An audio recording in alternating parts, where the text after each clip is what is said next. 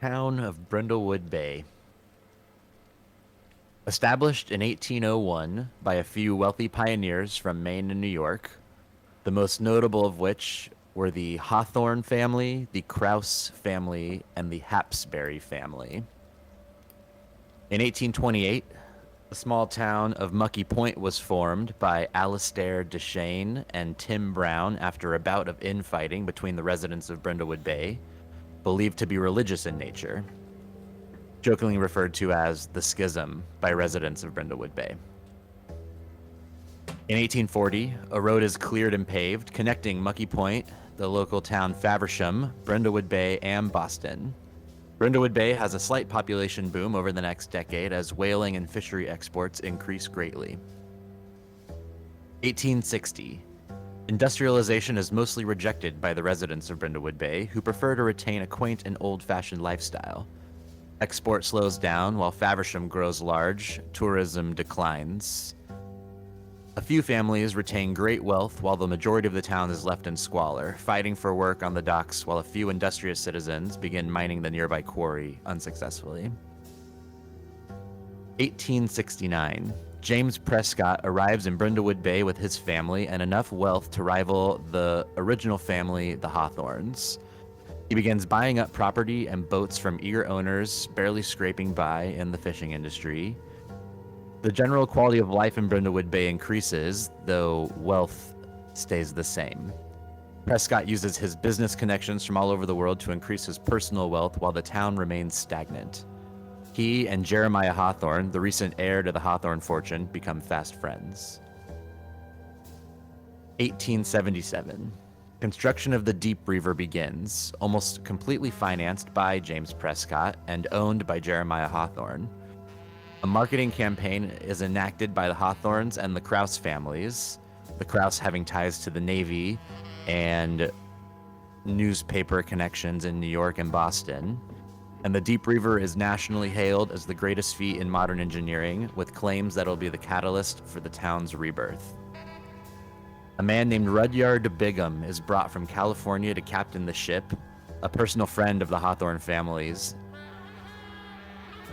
Over the next year in Brindlewood Bay, while the Deep River is constructed, he becomes a force of nature in the town and well known, completely turning around the whaling industry. He's respected, if not feared, by everyone he's ever met, and national attention is on Brindlewood Bay. December 30th, 1878. The Deep River returns to Brindlewood Bay after a 15-day excursion over Christmas.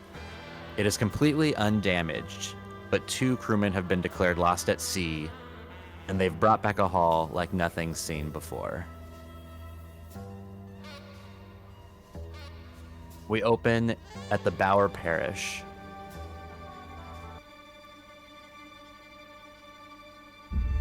And Andy, I recommend keeping your Deep River crew list open. You are at your church, your parish, and doing confessions when the door opens and a man walks in on the other side. He stinks of the sea and is scraggly bearded with heavy shoulders. "Forgive me, Father, for I have sinned." And you recognize the voice as being Kip Heimwinkel, one of the more lower class citizens who was one of the 7 people on the Deep River. It's December 31st, the next day after they have arrived back or returned. And New Year's celebrations have already begun throughout the town.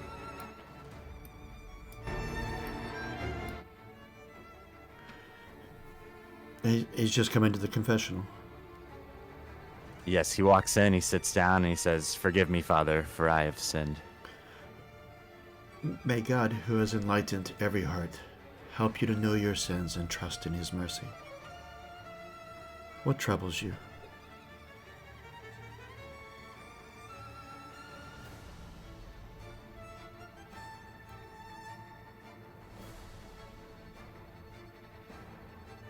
It's...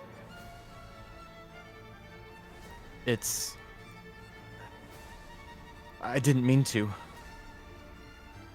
I didn't want to.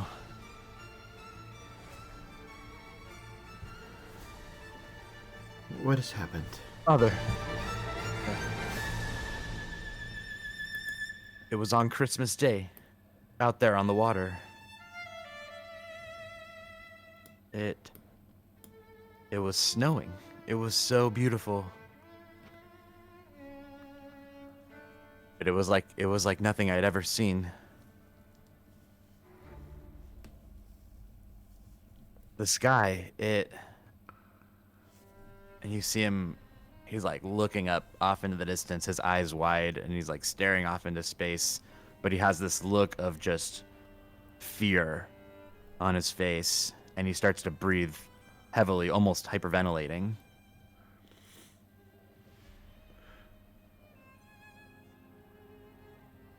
Be calm. Please, Father, help me. Let the peace of God come over you.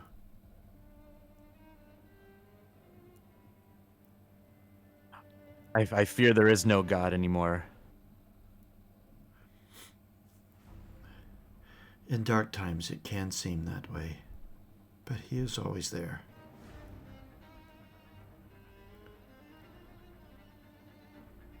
When you say that, he mutters something under his breath that you don't quite understand. It almost sounded like he was speaking in a different language.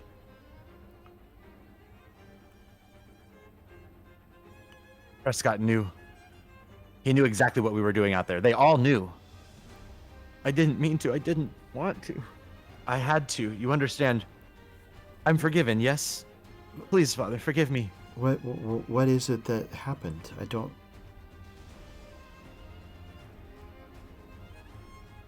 He changes his view. He looks down in his lap. And you see that his hands are cupped and he's staring at something, but you can't quite tell what. And he says, "We were chosen. We chose. They were necessary." And he gets really solemn and almost distant. Chosen for what?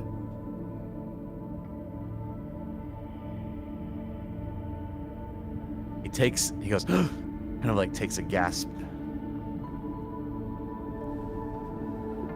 I'm gonna have you make a roll actually real quick to almost just to observe, try to see what he's holding and is hyper focusing on. So you can do, well, you're in confession, and so you can definitely add a occupation die What do I and a click? human die. Investigate? So click other actions. Okay. And then select human capabilities, occupation, and if you want to roll an insight, you can do that too. That's the last one, if you'll risk your mind to succeed. Yeah. Alright, I don't want to risk my insanity. You don't want to see what's in his hands? I probably don't. You can get to 6. You're totally fine.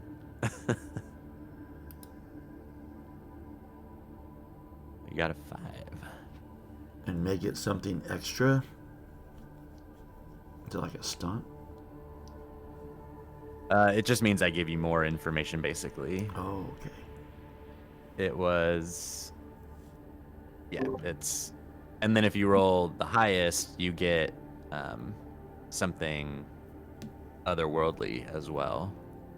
You get to see all the flash of your father and you succeed. In his hands, you see this large white moth, and it has black dots, like large black dots on it. And you hear, he mutters under his breath again, and he goes, I Cthulhu Dark.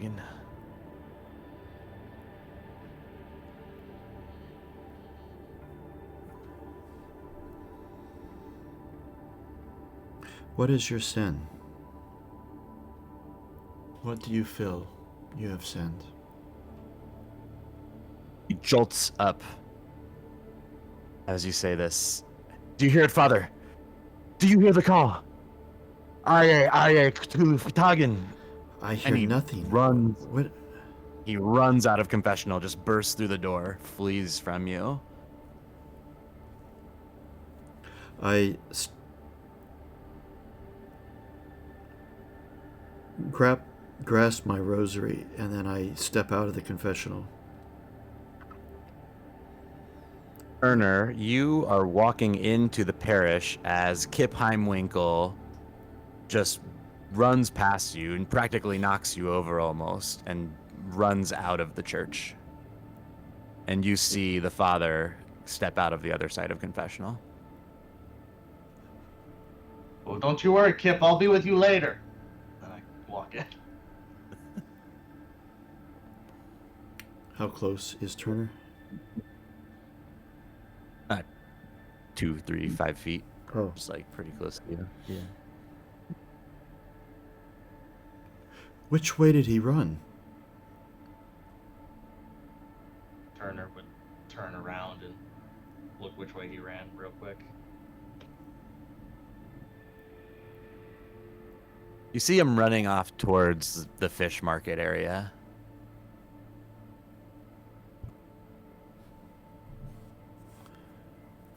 He is troubled deeply. I have never seen him in such a state. Do you As know? are we all. Do you know anything that happened out on the ship? No, Father. I've been trying to find out that myself. I was actually coming to confession for... Well, he kind of rubs the back of his head.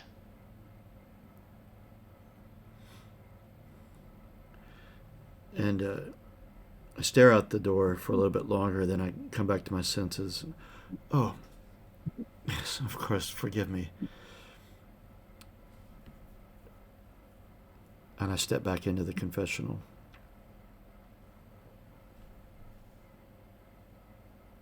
Turner would open the other door and walk in. Seemingly not bothered, probably, by whatever watery and sea smell that Kip left behind. Fishy smell. Though you do notice that Turner's does not smell nearly as pungent as Kip did. Oh, that's a blessing. May God, who has enlightened every heart, help you to know your sins and trust in his mercy. I'm just going to prologue this with, I've never done this before, so if I get it wrong, I apologize to everyone. So, I'm Jewish, so, okay. Bless me, Father, for I have sinned. It's been 17 days since my last confession. Yeah, I had to open up a tab on what does a priest say in confession. I don't know.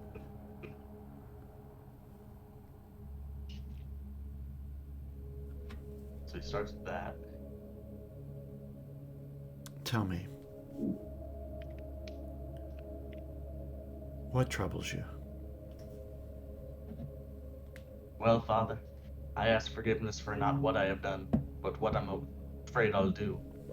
I have violent thoughts towards those who won't tell me the truth, and have been in my cups because of it. My younger brother, Jeff's gone missing, along with my friend Matthew. Ever since that damn expedition came back, and they haven't. I've been nothing but given misdirection and excuses. They refuse to let me go out for a search party, or aren't telling me what's happened if something did. I need to know what happened out there, Father. I need to help my brother how I can for his and my mother's sake. And forgive me, Father, I'll do what I must to get it. I pray for them both. If you have guidance for me, Father, I pray you and the Lord can guide me to the answers I seek. And you see he's gripping his the bench of that confessional fairly hard. And I'm assuming if he's been here at all long, which he's been here at least, I don't know, a few years probably, you can tell he's a pretty hot-headed man. Yeah, I've lived in town for 7 years.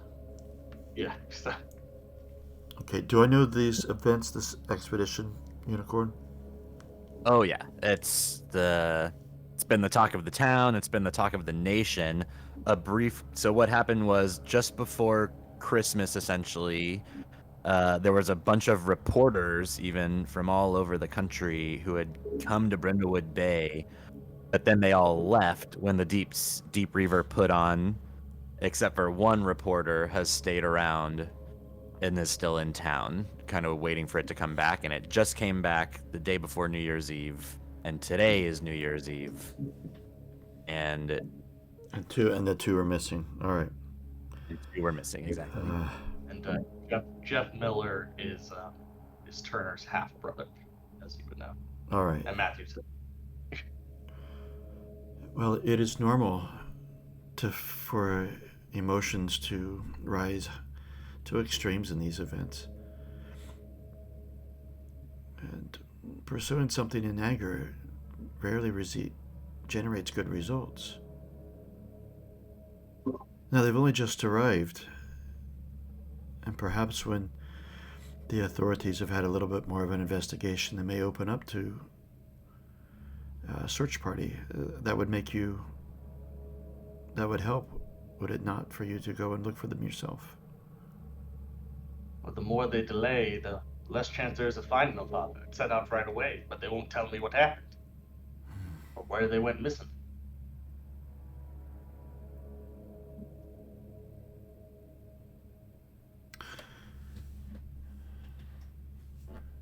That is a tough. The unknowing is the hardest part, isn't it?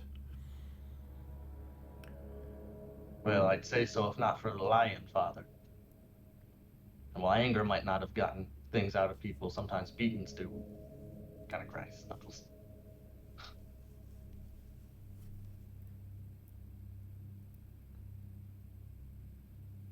Who do you feel has lied to you? All those I used to go sailing with. Sometimes they hire me, sometimes every part of that crew has not told me the truth. How do you Kip know there's that? been Kip there's been jumpier than a well, he's been jumpy. And even the youngins stay away from me and stick close to their crew now. How do you know Seems they like have they're lied to you? because they won't tell me what happened, Father. It's almost like they're avoiding me. The moment they got back, I asked what happened to them, and they've been avoiding me and giving me excuses of they got lost at sea and won't give me anything further. They start stonewalling.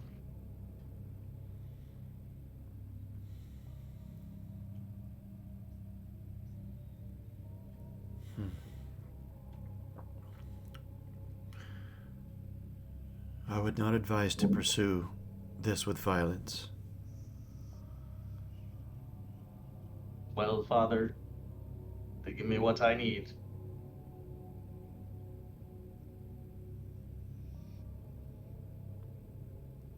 The only one that could slightly put up I'd say a wick of a hit would be Barrett. But other than that, I could get what I needed.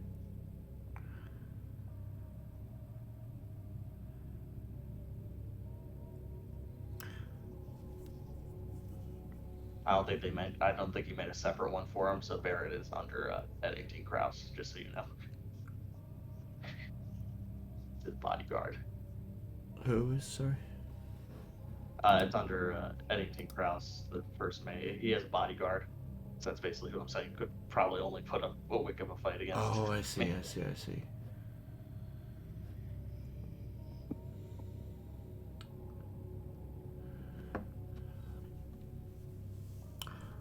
Well, I would say for you to, as much hard as it may be, to rest on your emotions for the moment. The truth will come out.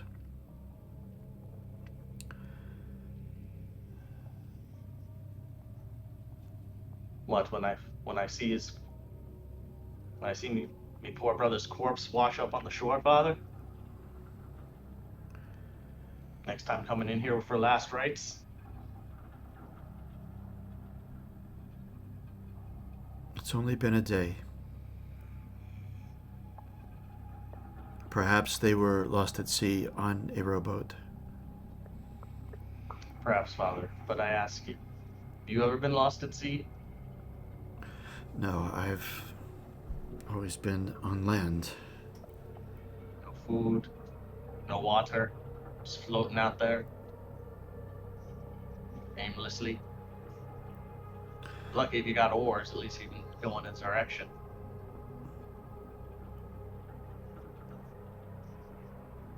The Lord does protect. I will pray for their safe return. Well, Father, you can do that, and I appreciate you praying for my brother and friend, but I'm going to take a more active message from God to him.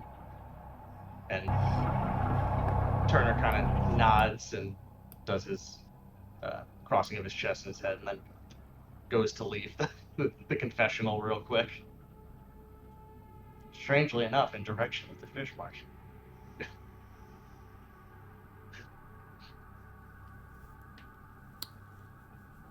I will sit in the confessional booth. I will linger there. Much is going through my mind at the moment. Just for a moment.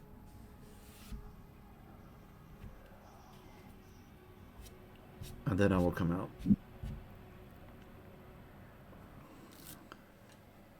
Unless there's someone else in the parish church at the moment, I think I'll pursue Kip.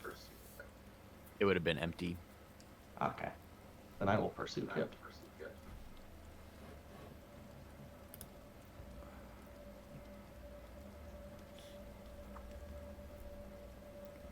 Okay. Or what are you gonna do, Father David Bauer? I will go up to the altar and pray. Pray for guidance. Pray for answers. Pray for the two missing people. Pray for Kip. Pray for the truth to come out. And pray for peace.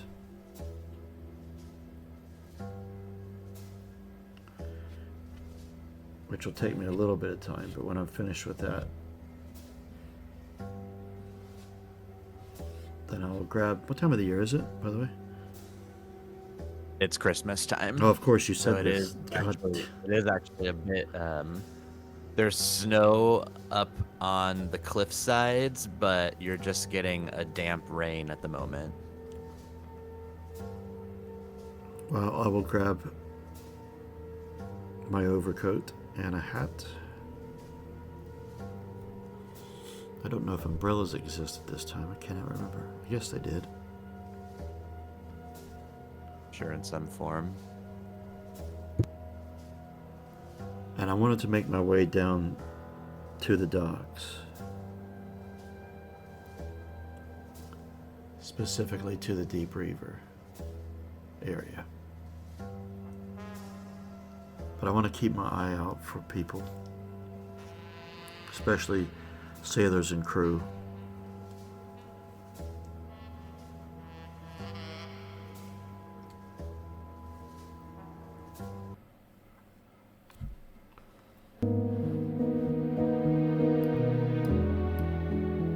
Turner heads into the fish market, where it looked like he was running off to. It's pretty busy at the moment. There's a lot of people around. They're all talking about the Deep River and that thing that it brought back. Can you believe it? I've never seen anything like it. They have it displayed over at the marina. Something like that should not even exist.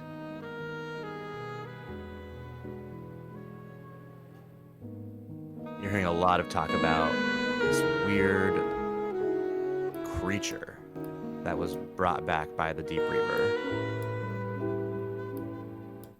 no sign of Kip. Okay. Believe it or not, I don't think anyone would be here in the citizen section. So I'm just gonna pick a random person. I'm assuming I know my way around the fish market a little bit, being a sailor. I'm going to kind of ask one of my regular talkers. You seen Kip? And also because I'm assuming I was waiting for my brother to get back and my friend. Did I see what they unloaded? No, at that point, well, it would have been on the deck, and you just saw this, like, what looked like a really dark tar-colored whale, and it was huge. But you didn't get a good look at it. There was a lot of things going on at the moment, and they weren't letting anyone on the ship. Okay. And that's when they broke the news to you, probably. Okay. And they're saying it's on the marina still on the docks, more or less? Yeah. Okay. Yeah, Kip, he ran through here, had a crazy look in his eye. I don't know what happened out there, but I ain't seen the thing yet. He ran in the direction of the marina?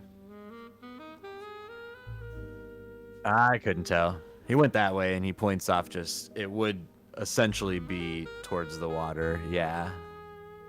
I don't know where he was going, though. Thank you. And I'll kind of nod to him and go off in that direction some further.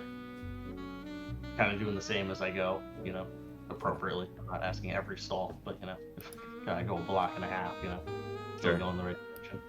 You are kind of just being led through town by people who saw him. And you actually see the sheriff, Ed, while you're heading through town in that direction. Oops. Oh, I wanted Ed specifically. Oh, selecting two at a time now. There we go. Ed Blatz.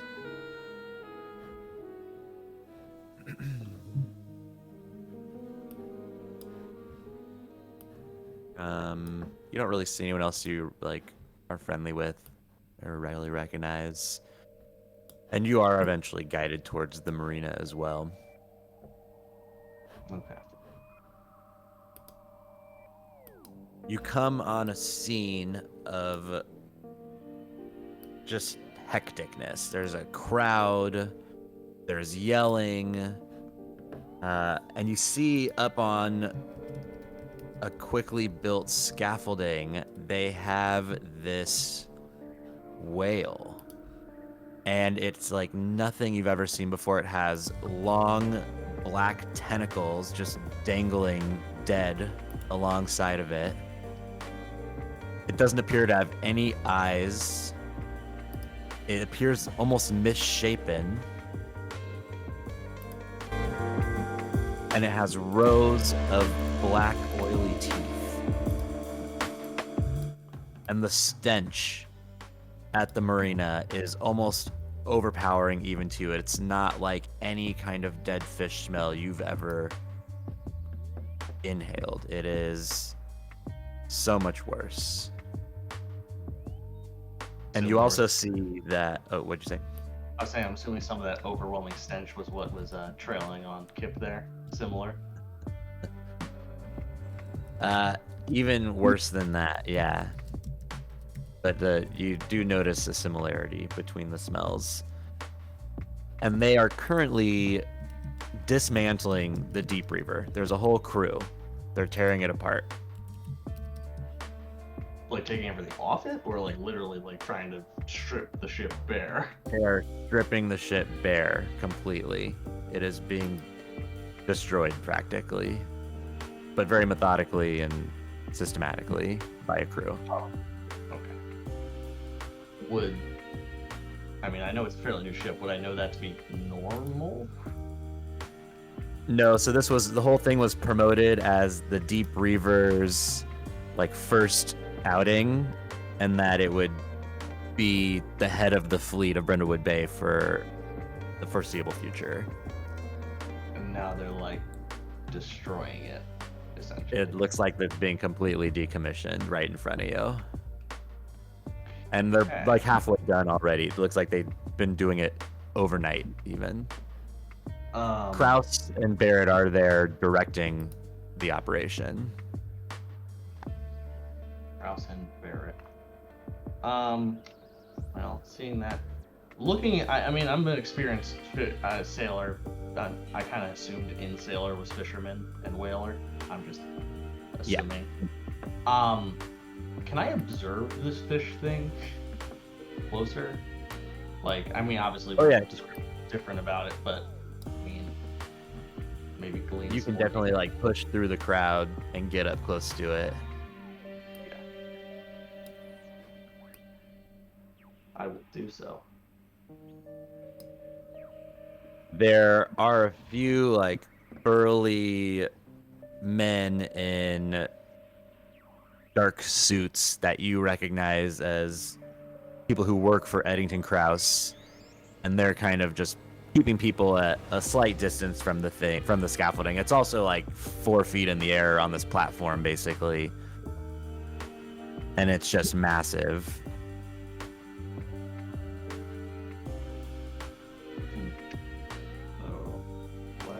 So when I'm looking at these black oily teeth, does it look like sharp?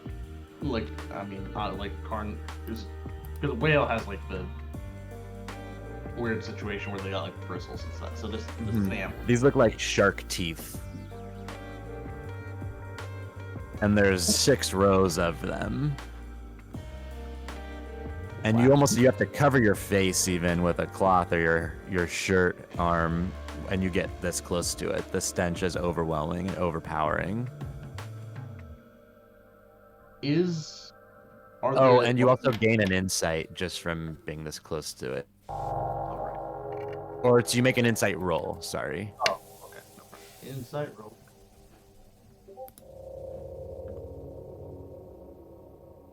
And you get it. I would have had time. So. Yeah. So I role play your fear. It says. I kind of like almost gag upon getting up there. I have to like put the thing over my, because I'm assuming just looking at this thing, and I'm like, also at the same time I'm kind of like noticing this thing is a carnivore. I'm assuming based on the rows of teeth. And I'm like, did that eat my brother and friend? So he gets kind of a little angry and annoyed at that as well. But so looking at the bodyguards, they seem at least kind of similarly affected. Yeah, they're not part of the crew, right? They're also kind of maintaining their distance from the thing, and you can see them like gagging, and one of them is even like holding a kerchief like over his nose, well, the whole time he's standing that close to it. People aren't hanging around very long. It's like people push through the crowd, get up close, gag, and go away from it after they've seen it for a few seconds. All right. But there's just this massive crowd around you, like leering at the thing, basically. One of the tentacles is just on the ground, hanging off of the platform, and you see that it's as thick as a man and twice as long. And there's 10 of these tentacles of all different like lengths and proportions.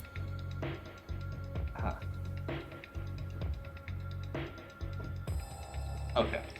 So you said Kraus and Bigum are there, or is the whole crew there, from what I see, or? No, Barrett and Kraus, Eddington Kraus, are the only 2 that you see that were on the ship when it left. Okay. I'll kind of walk up in their direction, unless I get stopped beforehand, but I'll start walking in their direction. Yeah, they're basically on the Deep Reaver, kind of directing things, and you're given berth no one's actually stopping anyone from going on the ship. No one seems interested in going on the ship at all with the creature in view. And this is the scene that you walk into, Father Bauer, as well. Though a little further away, you see the creature from a distance, and you spot Turner like charging up the ramp onto the Deep Reaver.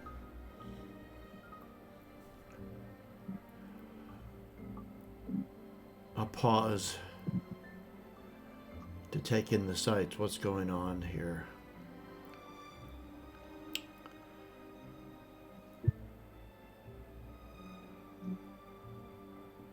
And then I step forward. Do I need to make an insight roll too? Or am I not close enough? Only if you go up to observe it, yeah.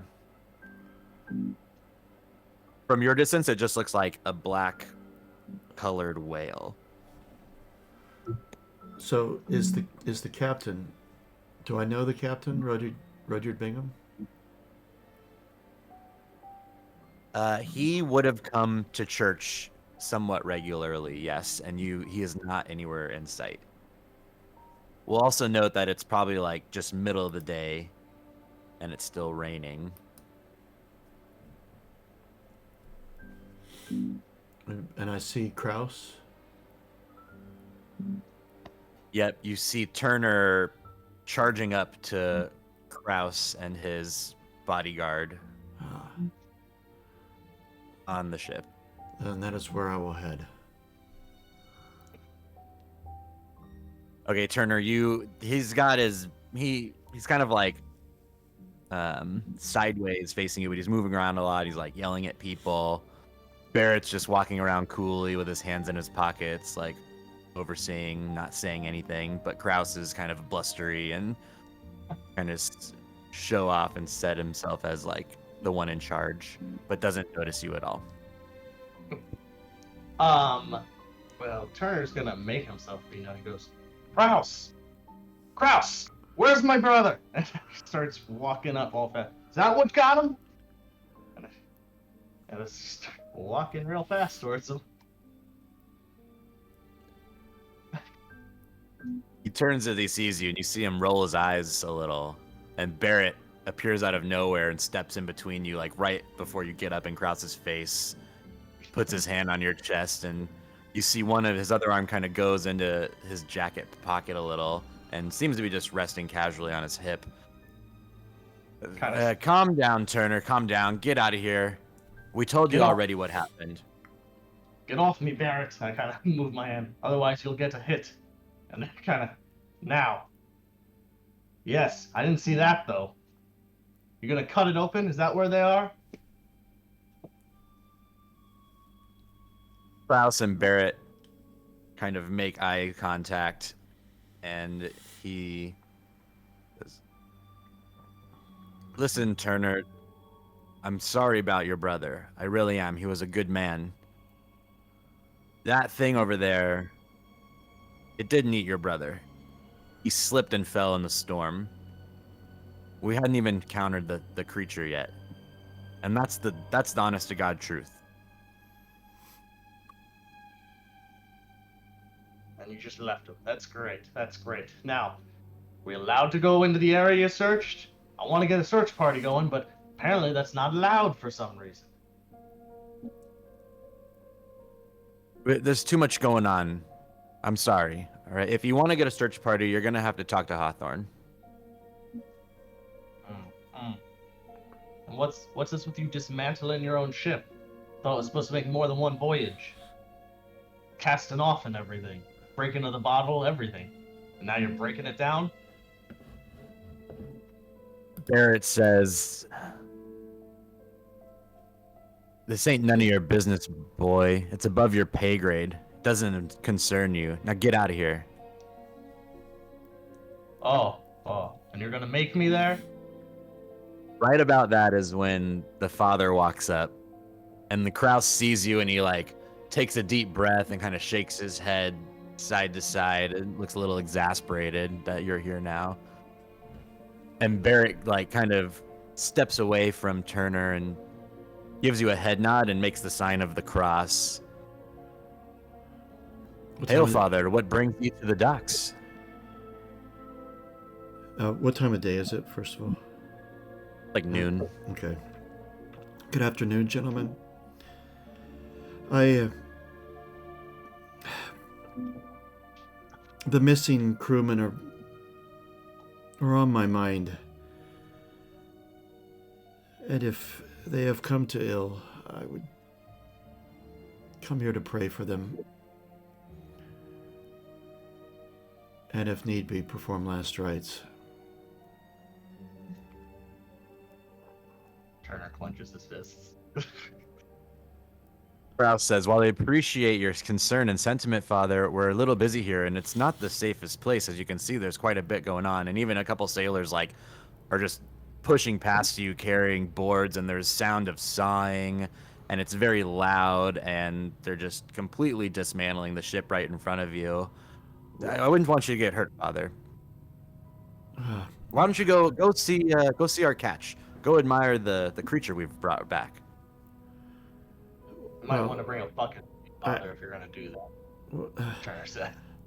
Well, I'm not really a fisherman. Why are you dismantling your ship? Well, it's not your ship, but the ship. It was a recent creation, heralded as the latest in technology. Why would you dismantle it? A voice from behind you speaks out, and you all immediately recognize his voice as James Prescott, the financier of the trip. And he says, an inherent flaw has been found in the Deep Reaver. It must be taken apart and rebuilt. Gentlemen, please, this is a disturbed location. There's quite a bit going on. May we entertain somewhere else? And he motions for you to leave the ship with him. Just before I leave the ship, does anything look? I mean, obviously they're dismantling the whole thing, but does anything as a sailor look off to me? Like now he's mentioned a defect. No, nothing looks wrong with the ship whatsoever. A defect that requires dismantling the whole ship? Usually you just replace, put a few boards, put a new mast, the whole ship?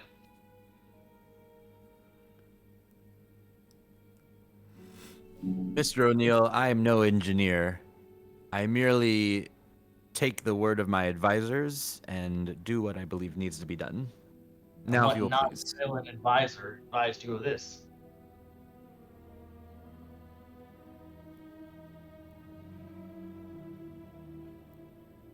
Mr. Hawthorne and I have Go ahead.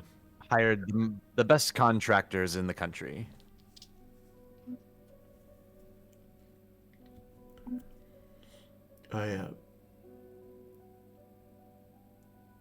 Let us step somewhere more safer to talk. Come, Turner. Turner seems agitated and doesn't want to exactly do that, but seeing as Prescott's there. And Barrett you make eye contact with Barrett, and he's got his arms crossed, and he's just staring daggers at you, and Eddington kind of grins at you, and then goes back to just leading the operation of dismantle. Oh, don't worry. Turner's staring daggers back at Barrett there, and looks at Kraus for a second. Looks back at Barrett.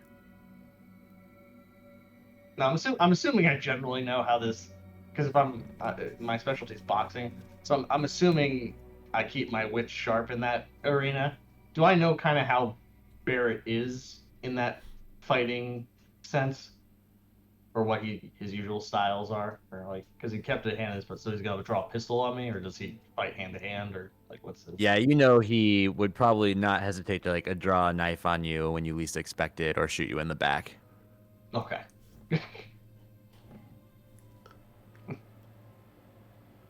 Mr. Prescott, as the financier of this, you must be troubled by having to dismantle and rebuild. Where would the funds come to do that? I mean, I do not wish to press into your personal business, but that must be quite a blow. I appreciate your concern, Father, but I assure you my family will not go hungry from this endeavor. And you are right, that is my business.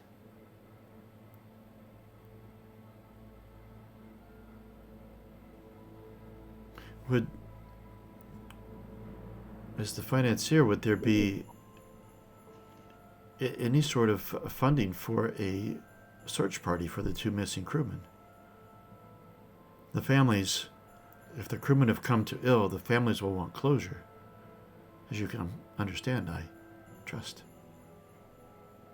Yes, I sympathize. Mr. Turner, I can only imagine, or Mr. O'Neill, I can only imagine what you must be going through right now. I been given no answers except a storm and a reason not to go out, and I kind of look back towards the other two. Yes, the storm was still raging quite a bit, even just yesterday upon our return. I do not think it would be safe to send out to risk any other ships. And at any point, the Deep Reaver was specifically designed to go far enough out for an extended period that it could find, well, that thing, as you saw. I fear that none of the other ships in our bay would be able to make it as far as we did. And you know he's just feeding you bullshit, essentially. Yeah. Yeah, well, I go, well, they were saying he got lost before even the storm. And you meaning to find that thing? That kind of point. By the way, is this thing bigger than the ship? Like, I'm trying to get proportion wise. Is because did they like? Obviously, it's a whale, and obviously. So the ship was huge. Okay. It was. It almost looked like a military vessel. Okay, so it's feasible that they basically hunted. It's not a whale, but a whale and dragged it aboard. The whale itself is probably like 20 feet long. Okay. It's not giant in terms of whale size, but definitely abnormal looking. Exactly. Is there any estimate of how long the storm may last? Is there signs of it passing? Perhaps we could, now look to Turner, could begin making plans for sending out a ship. Maybe Yeah, not to go as deep as the Deep Reaver, but to, if they were lost before the storm, then perhaps they're a bit closer to shore. Yeah, by the way, do I see this supposed storm, or is it like a clear sunny day? The ocean is raging, and it is raining heavily, and you can see snow up on the cliffside where the quarry that overlooks the quarry, locally known as Bonfire Cliff. You can see it snowing up there, which is just a little outside of town. Okay, so they're not like outright lying, but so No, as a sailor, would I roughly know? Obviously, storms are relative, but would I be able to kind of tell that as a sailor roughly from how many trips I've taken, storms, etc.? So for this, at this point, even I'm going to have you make an investigate roll, Okay. and so you can bring in occupation, humanity, and an insight if you want to.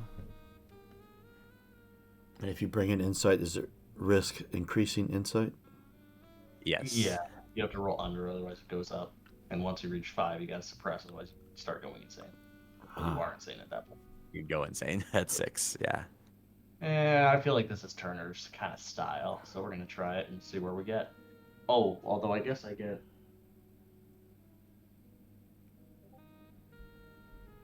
I guess I could add an extra D6 though, right? If I were to include my For your specialty? No, it's boxing. No. What are you thinking? If I were to include quick tempered, but I don't. Oh, like full interaction. But I don't know how we would tell. Well, I guess I'd have to roll these and then roll an extra dice. I think because I wasn't even necessarily having the roll be specifically for your most recent question, but yeah, you're like getting fiery. You just were, escorted out. You almost got to fight, escorted off the ship. Yeah, I think you can use quick tempered here because you're kind of like, you're pretty angry right now and about to lose it. So I'll roll these. Oh, and you got. I'll roll an extra d6 to see what that looks like. Okay, that's the same. So, because I'm not my. So yeah, everything still applies. So I think that's 3 remember. Oh my god, you're halfway to insanity. It gets so much harder to go though. That's why I have you, Father. Eventually. Yeah. Hopefully. Yeah, if I don't lose it.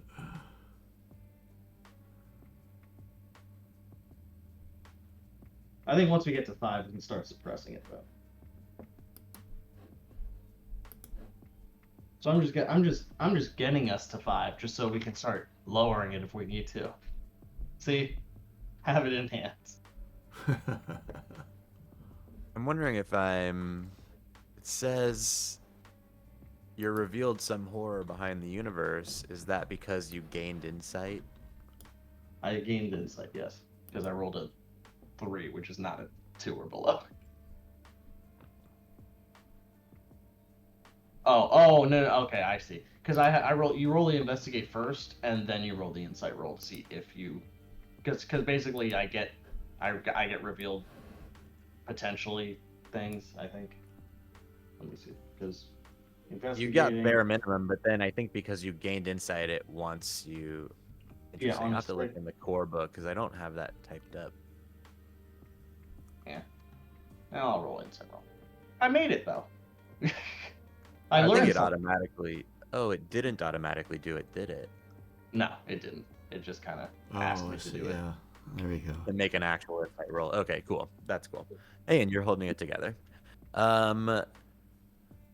This storm's unnatural. He says, well, if Mr. Watley is good for at least one thing, it is weather forecasting. He predicts that the storm is only to get more intense. I fear a hurricane. Does that seem about right? It's not normal for this time of year or for your bay to get hurricanes at all, really. Okay, so that seems unlikely unless something really weird's going on. What name was that he gave? Watley, which is his he's first right name escapes me. He's under Citizens. He's the psychic, Lawrence Watley, the local loon, as he's known, and self-proclaimed psychic and interpreter of dreams. Oh, I'm sure Father takes that well. He loves to do tarot readings as well. What did he say about him? He said if Mr. Watley is good for at least one thing, it is weather forecasting, and he predicts that the storm is only going to get worse and that even a hurricane might be moving in.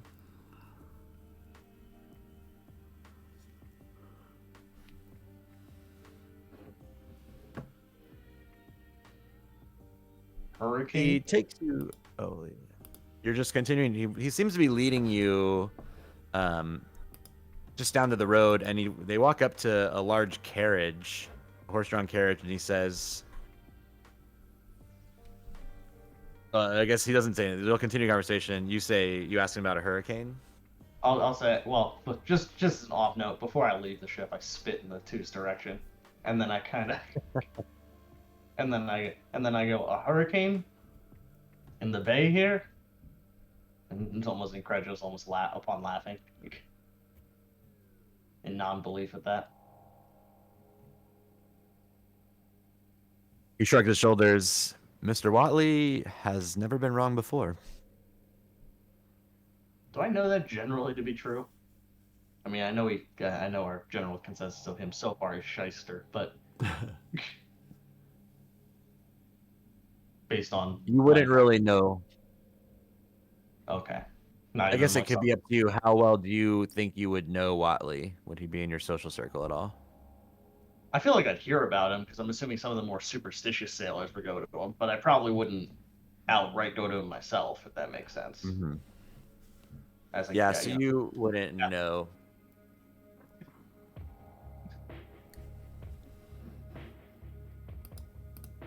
I wouldn't know. All right.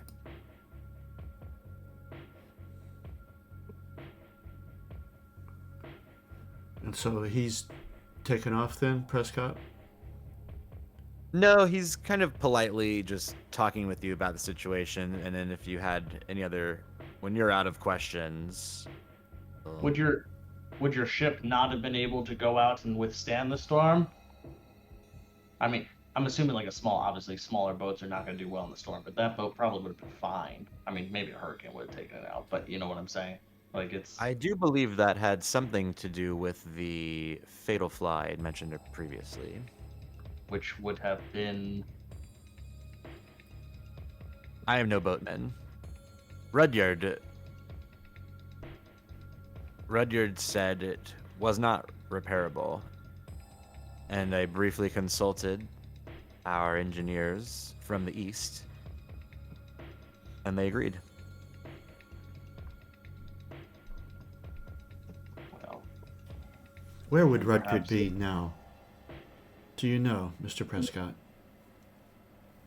I have not seen him since we landed. well, the captain usually stays with the ship. Although if the ship's being dismantled, And I is there- assumed he went for a drink. We ran out of spirits halfway through the trip. The man loves his drink. I feel like Turner would know exactly where to go next. In terms of where that would be. Oh. Thank you for your time, Mr. Prescott. I wish you well on your endeavors. And do let me know if any news of the two missing comes. I would see to their families. Of course, Father, and we'll see you on Sunday. Happy New Year's. And to you.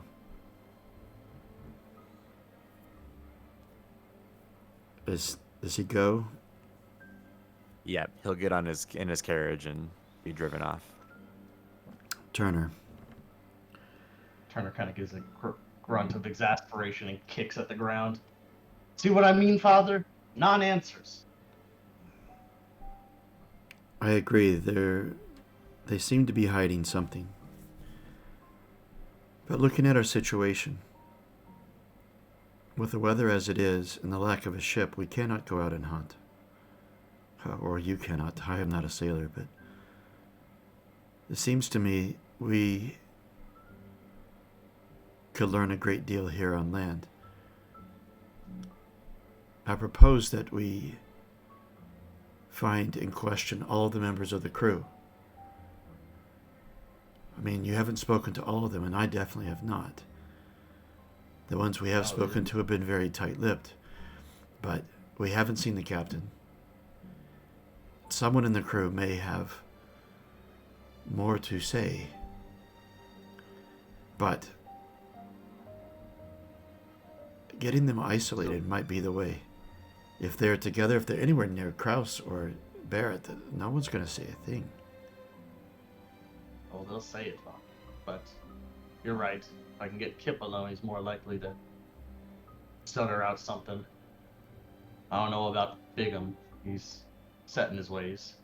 But He he's is. gone But for a drink.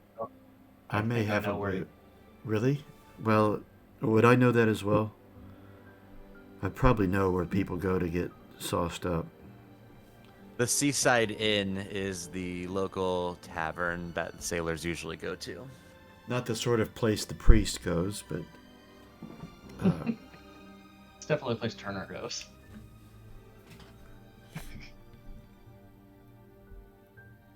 it may be that all of the crew are there. Shall we go Perhaps. together? If you wish it, Father, and if you're insistent on following me, it seems. It kind of looks back towards the parish that was just left over there somewhere. No, Past the there's others in the church there.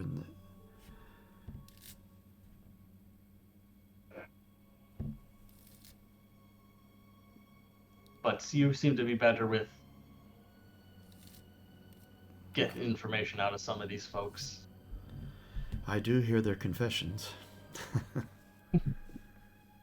Well, I've been told this is supposed to be a little secretive, Father, but I'll ignore that for now. It is, and I have not shared anything. Well, and They are kind what I mean is that they are used to talking to me. of strokes his beard. Did Kip say anything to you about me brother-in-law? No, he did not. He didn't mention your brother at all.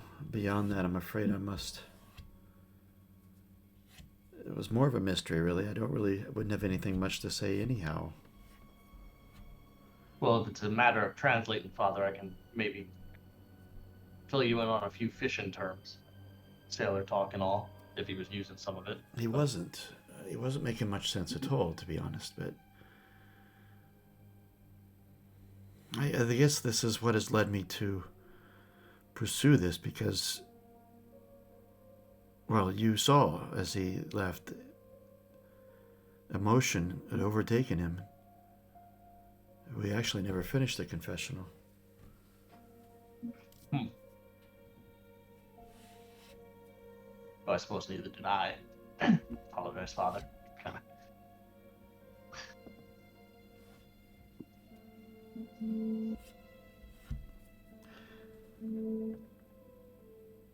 But I fear something terrible. I mean, yes, the two missing, but I mean, a fate has befallen many. I can't, it's a hunch. I can't really express it beyond that, but I would know more. As would I, Father. Plus, you sense his will and all, so you'd have a better idea than I. But I know where we can go. You know, with the exception of Seaside Inn's the most likely location, unless you're talking about versus unless you're talking about Simmons, but he's gonna try to hobnob, so you can always go and try to get in his craw. If you get in his craw long enough, he'll tell you something just to get out of his hair so he can hobnob. Let's start with the seaside. He kind of starts walking in the direction as if he's thinking. His feet think before he does. Yeah, it would be good to get out of the rain as well. I mean, unless I'm told otherwise, I'm assuming it doesn't affect Turner as much.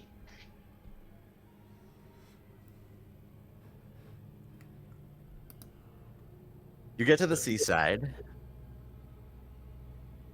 and you're greeted by a large bloodhound named Betty, who you know very well, and she runs up to you, super friendly, kind of sniffs at the priest, but doesn't, and then wags her tail at you, but is just all over Virgil, or, wait, fuck, Turner. And, yeah, I was doing so good at the names till now. Nobody's outside. The rain's gotten heavier. The skies have gotten darker. It's only about 2 p.m., but it feels as if night is settling almost.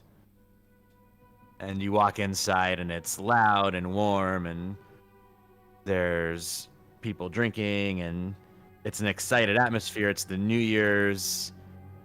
There's all this talk about the whale. And you don't really see, well,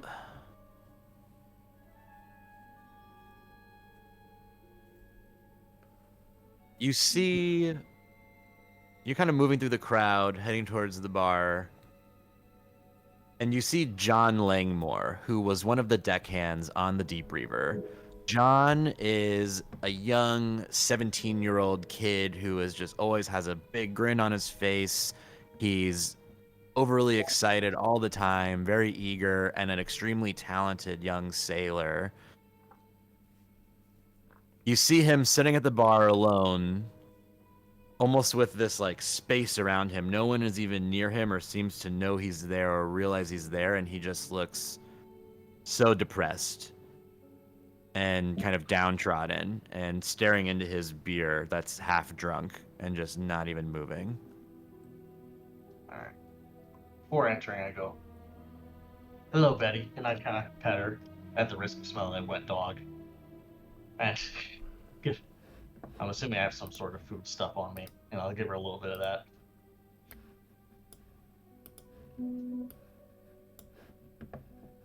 It's all right, Father. Just don't approach her fast.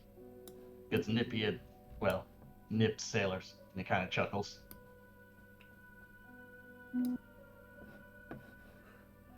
I'll keep that in mind.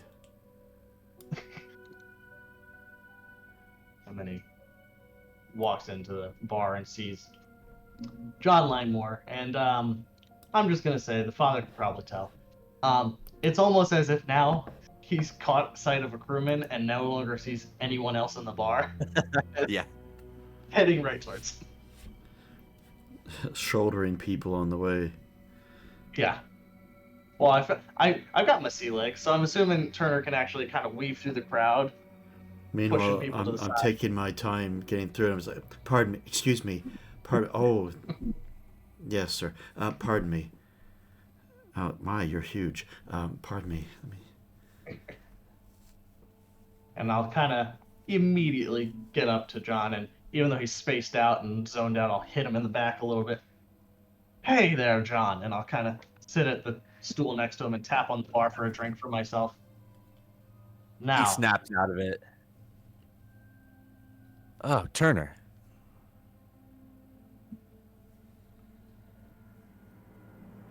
I haven't seen you since you got back. Nor have I seen my brother, or Matthew for that instance. So, can you tell me what happened to him there, John? He gets this, like, almost confused look. And kind of stares at you for a second and then goes, well, we only just got back. I came straight here. Where else do you think you'd find me? I don't know, apparently dismantling a faulty ship. For some reason. He just takes a sip of his drink and goes, yeah, well, you know how it is. Well, for some reason I wasn't invited on this voyage, so he knows fully why he wasn't invited, but so no, I wouldn't exactly, especially with the new ship of the century and all. Tearing it apart seems a little odd, especially for one bit of it when you could always just replace the bit. Mr. Prescott's a smart man. I think he knows what he's doing. I don't We're know just if lowly whalers out here. If I caught yeah, it. but what you doesn't seem like a whale, does it? At least none that I've seen. He, like, kind of zones out again almost and stares down at his drink and says, no, I've never seen anything like that. I think it's very serious and almost distant. If I caught up.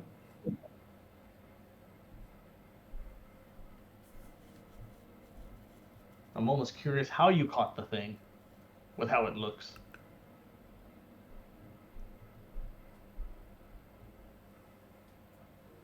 Well, you know, I can say one thing about your brother was that it's all thanks to him we caught the thing anyways, so cheers. And he, like, raises his glass to you and downs the rest of it and then tries to get up and leave. I don't know if I've had my drink yet. I'm assuming I do. I'm You assuming do. the barman's pretty attentive. And he knows what I like. And before he can get up, I kind of hold him down and push him back into his seat. And take a sip of my drink. I go,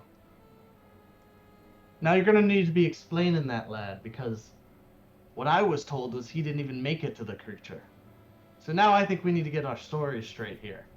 And my grip kind of tightens. Have I His caught eyes up? go a little wide. Yeah, you're hearing all of this. Turner is just a boy. Aye. Do I know him, And the he can boy? say- Yeah, you definitely would. John, please tell us all that happened. You can imagine Turner here is in need of answers. It's his brother.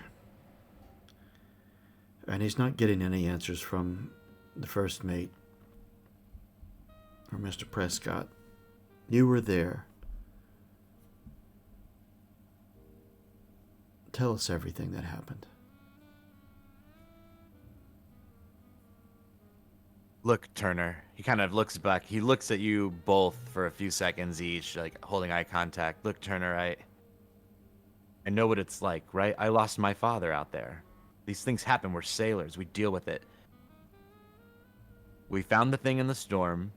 Your brother got it on board. And the next thing we knew, he was just gone. I'm sorry. I don't know anything. I don't know more than that. What do you mean, boy? Gone? Fallen overboard? Eaten by the thing? I don't know. I didn't see anything. I have no idea. I don't. Could I make a roll to detect if he's being honest or if he's hiding anything? Yeah, you can just make a. You can make just an investigate roll. I feel like I'm definitely helping you if that counts. Sorry? I said I feel like I'm definitely helping you if that counts. Oh, yeah. Yeah, we would probably make this a cooperation roll even then. Okay. So you both just roll an investigation. Keep the highest dice rolled. And you can. I don't think either of you. Well, Andy, tell us what your flaw and specialty are again. My specialty is scholar. My flaw is timid. Oh, I don't know if either of those apply really. Oh,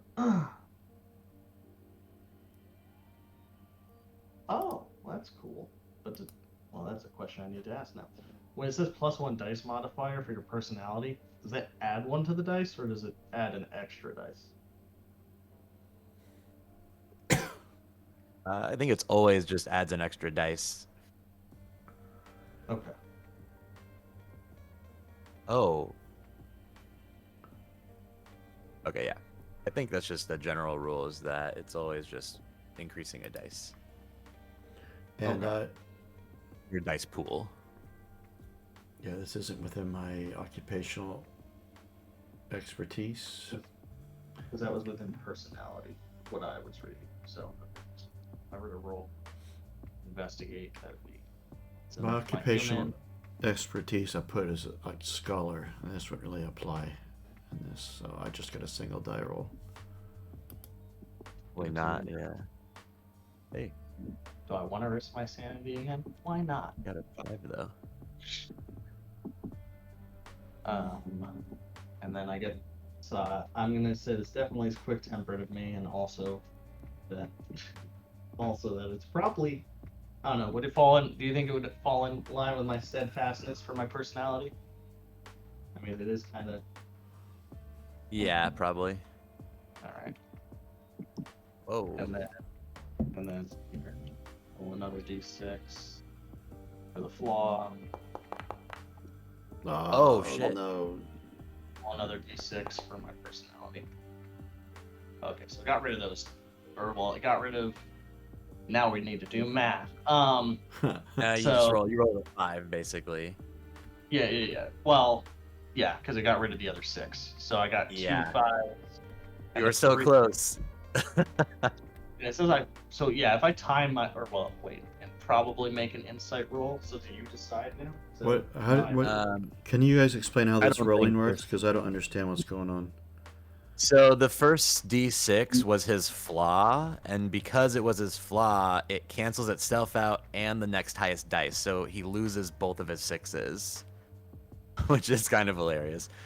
And then he has a 5 as his new highest dice. The second roll was his personality bonus dice. Really, all I did when I lost the 6 though was so on a 6 it says if you read the investigating part of your sheet, it says you may glimpse a thing beyond human knowledge and likely roll insanity. Oh, that's what it probably means when it says I probably make an insight roll. Well, you make an insight roll no matter what because you used an insight dice. Oh, okay. And if that 6 had stayed, you would get a glimpse of beyond human knowledge and potentially make another insight roll, depending on what that knowledge was. Yeah. On a 5, I still discover everything humanly possible. So Yeah. which is what Yeah. Father Bauer rolled as well, and so I'll roll he inside appears to. Uh-oh, you're at 3 now. Now you're halfway to going insane. So I just tighten my grip even further and kind of stare The at two- daggers. 2 hours into the game, Jake. And not even that, because we were sorting out stuff at the beginning. So, hour and a half, maybe. Yeah, we actually we started at like Well, when I 8:45. get when you get to 5, you get to roll. So like if I could get to 5, I can always suppress it. So Okay. Yeah, there's ways. You're already like on the verge of doing something drastic. You may as well get to 5 before you explode. Turner's. You both know John really well. He's just this young, dumb kid, but you've never seen him this serious ever in his entire life, and you've known him since he was much younger. And he seems more confused than actually telling you. He's almost seems like he's reciting a story because this is all we know kind of attitude. I don't know anything else, and he just doesn't seem like he can. Look, Turner, I don't remember, and he tries to push you away, and he tries to move off away from you Oh, unless Turner's you try to fine. stop him. I'm always You're trying not. to stop him. I'm gonna make you roll for it again. That's fine with Turner. It's definitely his boxing thing. Okay. I guess it's still a because it doesn't. Oh, it'd be other actions, I guess, right? Yep. Because officially, I'm assuming this is more of a fighting. So,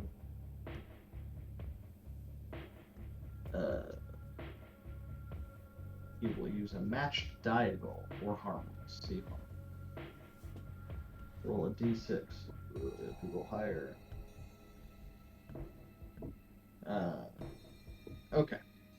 Well, I think I still so human capabilities. Well, it says I roll a single d6, but I don't know. Am I in a fight yet, or not really?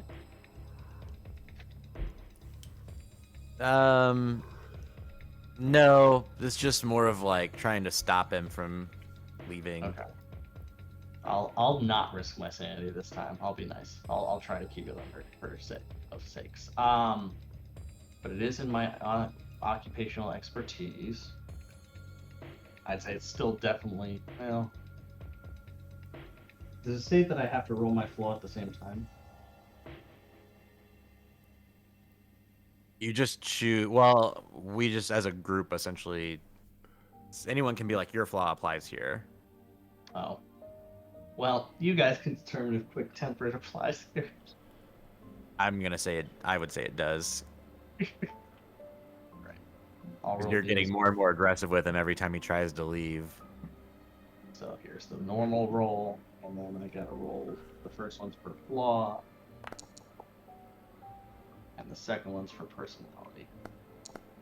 I'm assuming steadfast still applies here. All right. 5 is my highest roll there.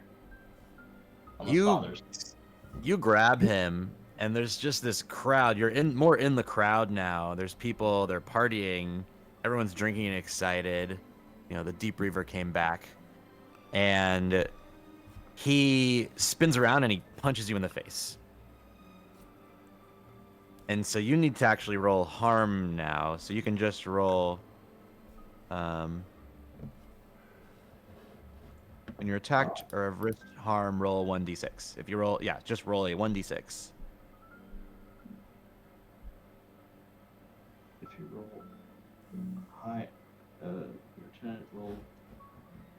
I mean, I'm gonna fail this no matter what because I don't think I can roll below 0. So, but Well, no. So you have 6. Oh no, you're at 1. You start at 1 harm. Oh, I always start at 1.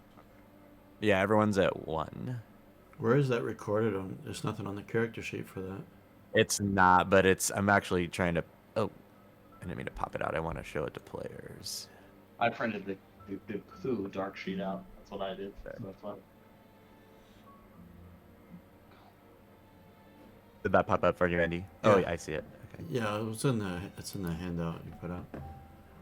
But I you just was can always just have a journal tab to keep track of. Yeah. I should roll a d6. Yeah. I'll have to roll 2 because of boxing. No, it's just one. Okay.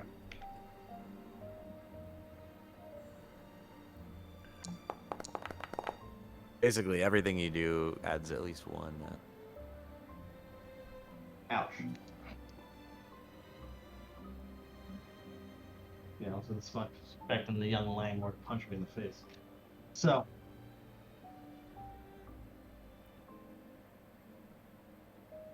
Just make a quick PC stats page. So I'm at 2 then, I guess, right? Alright. Yeah. I would start at 1. Alright. With that, unless I am stopped, I'm going to punch him back in the face. Per Turner. Oh, I just clicked with me what you said earlier, and you're totally right. If you're at 0 harm, getting hit means you immediately go to 1. Like, you can't roll. It did not make sense to me. You're trying to do so many things at once here. So yeah, you're at 1 harm then. Okay. And I'm going to punch him back. Gentlemen, this is not the answer. Please, let us be calm. By the way, I don't know if the father could I don't know. The father probably hasn't been in this situation before. I don't even know if he would know what this looks like, but you would see Turner's stance, because he was he was roughhousing John a little bit, but he wasn't in a fighting stance. He shifts it into a fighting stance. And then just punches him. I would like to diffuse the situation if I could, Unicorn. My personality as compassionate, caring, and shepherd. You knock John out cold. And he falls on somebody who just thinks he's drunk and like pushes him off, and he kind of lands on a stool, and you see that he is unconscious.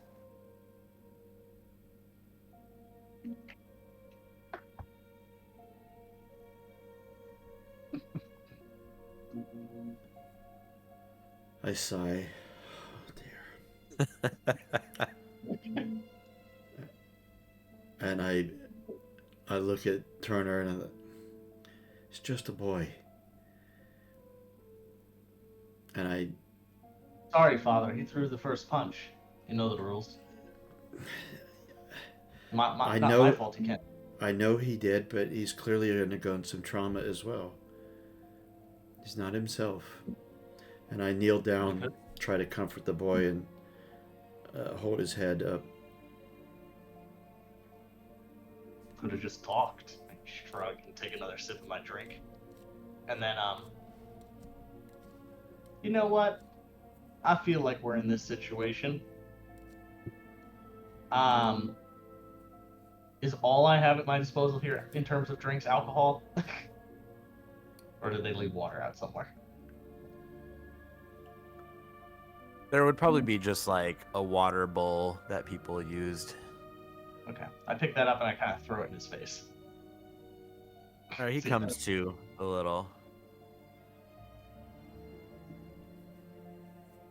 And water splashes on me as well. Although I'm already wet from the rain, so I don't really notice. But and I kind of give him a little kick, and I go, "Come on, boy, you only took 1 hit." Jesus Christ, Turner, I'm gonna have a fucking achy jaw for days. Pardon, Father. Well, you threw the first punch. You know it. You've seen. You're harassing me. I don't want to talk about it. I don't remember.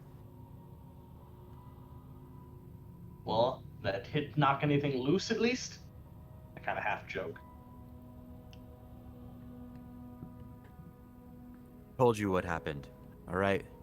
And all right, then what happened to Matthew? I don't know. What do you mean you don't know? He's your navigator, ain't he? How do you navigate with that in that storm without him? I don't know. I don't know where he went. I didn't see him.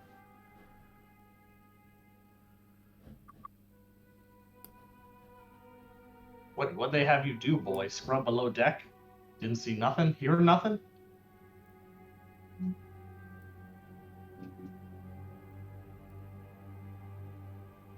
It looks like as if he's struggling to remember and think. He's just, I don't know.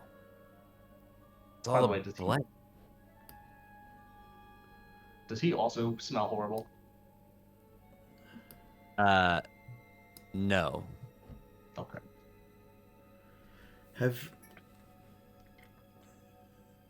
Do you find parts of your memory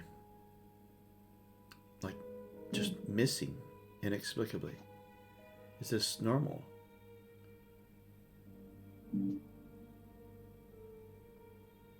No, nothing like this has ever happened before. I remember putting off at sea. I remember the first couple days, and I just remember the storm.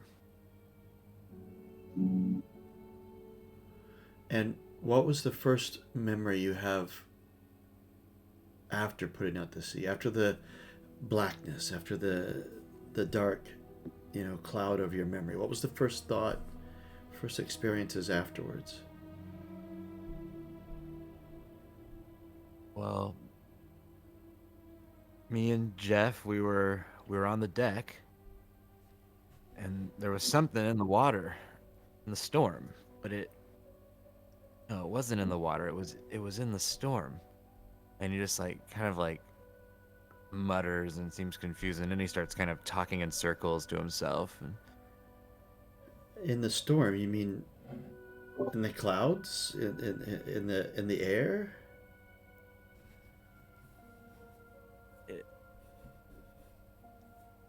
it's all just one big storm. And he gets kind of distant.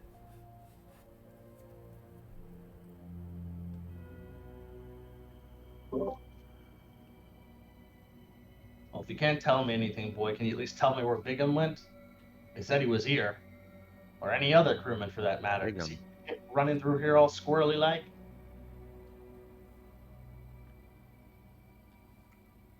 No, I haven't seen Bigham. I don't know what. I remember we got back and well, I just came straight here.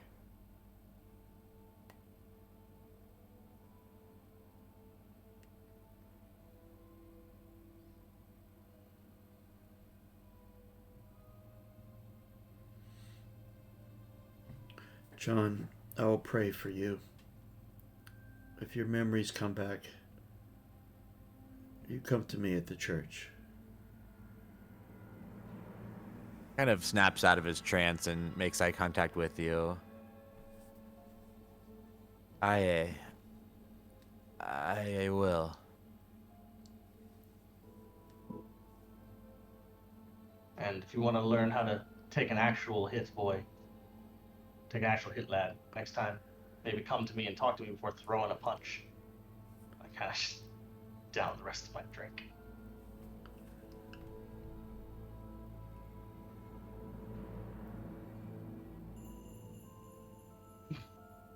You just go outside, the two of you.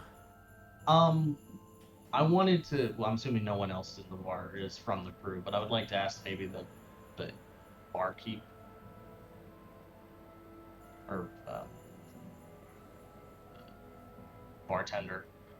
Yeah. If he saw Bigham, basically, or saw anyone else. Oh, no, the captain? He hasn't been in here. In fact, none of John there's the only one of the heroes that's come by yet. Any idea where they might have gone? Would it be normal for them to stop here once they get off the boat? On a normal trip? He's just like cleaning a glass and shrugs his shoulders, says, oh, maybe they're planning on coming tonight for the new year. They wanted to get some rest. I mean, they've been out on the water for 2 weeks. And who knows what they went through to bring that beast back. Have you seen it yet, Father? From a distance. You should get up close to it. It's like nothing I've ever even pictured in my nightmares. It Does is not something. sound like something that I would want to see. Well, if there's a devil, and I know you believe there is, well, that's the closest I've ever come to seeing it. Believe you me, be all at church. I'll be at church in the morning.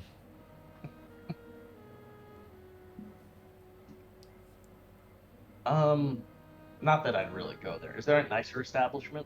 I'm not. No. I'm not asking him this, but like, there's not like a higher establishment that the well-off-to-do people go to eat or drink in town. No, there is what is referred to by the locals as. Oh, 1 second. The club. They call it high society, but it's this cliffside above the town where all of the mansions are by these first families, the rich families. And those families don't come into town very often. You imagine they hobnob with each other at their own houses. The seaside is truly the only real tavern in Brindlewood Bay. Okay.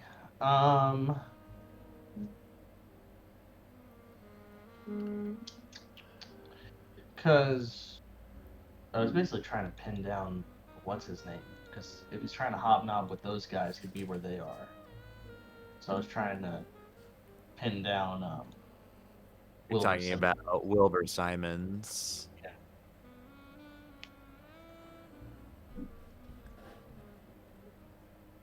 It's getting on late afternoon. Sky is still full of roiling clouds and pouring rain.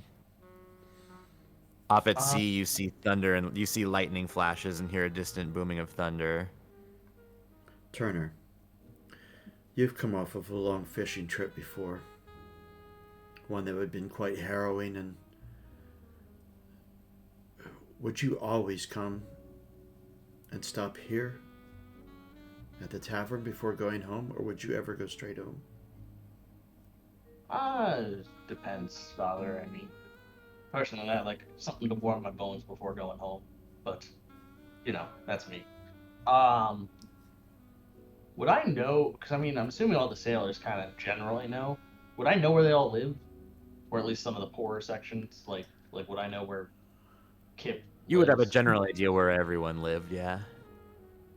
All right. Can I go to? Well, we were worried about Kip, and I still haven't questioned Kip. Can I go around where Kip would live, which is probably a shoddy part of his house? Exactly, and yes. I will follow along, but as a player, I'll be right back. Let's go here.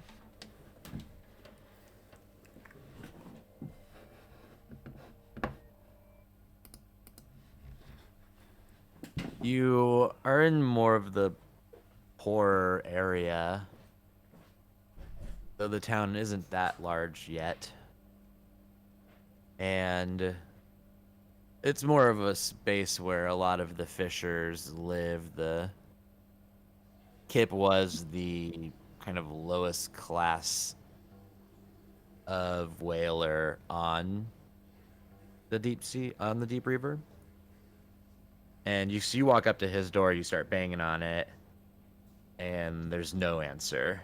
There's no light inside either, as if any candles are lit. More of a shack. Yeah, exactly. There a window? There would be a window, and it appears it goes into one small room that's not the main room. And it looks like it's just where he eats. There's a simple table in there. You hear nothing, and there's no light. Well, can always try the front door. Can I try to open the front door?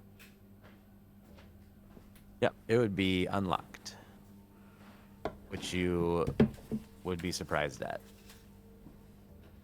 Kind of look around. I go, "You in here, Kip?" I'm back. You don't hear anything.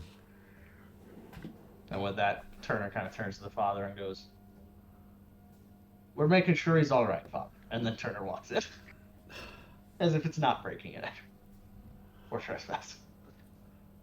Oh dear.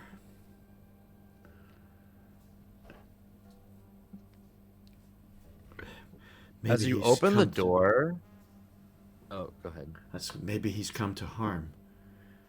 Yes, that's it. I will have to check on him.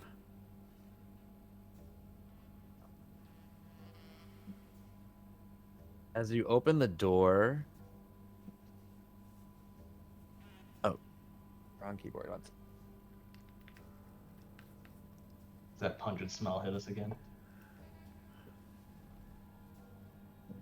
It's as if you're standing that close to the whale again. It's just this so much worse than you even remembered because you've been away from it for some time. And Father, you even would have had a bit of that smell from because you were down in the marina, so you could smell it immediately.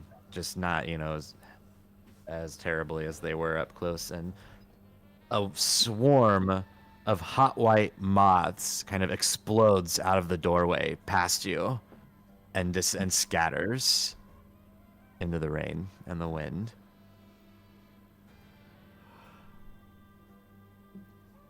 Kip was holding one of those at the confession. He was holding a moth? Yes. I kind of look around. Do I'm gonna assume this means nothing to me. I was about to ask, like, I mean, it's not really my expertise of sailor. I don't think. I don't even know what that would be. The moth. Also, just to clarify, so the moth he was holding was massive. It was this giant moth that he cupped in both of his hands. And this was like just a bunch of these tiny little white moths, as big as your thumb, that just flew out past you as soon as you opened the door, and you're hit in the face with this pungent scent at the same time. And the hell house is dark. This is where I have to remember if lighters existed. They do. Oh, okay.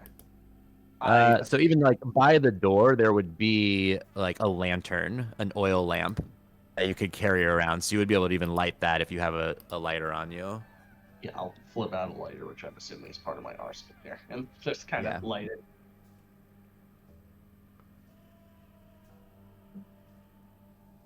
Okay, make an investigation roll. Let's have a cooperative, both of you roll as you enter the house. I feel like this is appropriate. I only have a single die. So, well, I think I can apply everything but quick tempered here. actually, Andy, I think your flaw applies here. You are timid, and probably, this feels a little wrong to you, and the moss and the smell have you a little on edge. So you can add you'll just add a flat D6 as your flaw. Oh, and you rolled roll low. Nice. Okay, so I think we both got something special. Let's see, 3. If I match my insight roll, does that do anything? yeah, it's a 6. If you match your insight, it's fine. It has to be higher on your insight roll. Do I need to make an insight roll now? No. Let me see.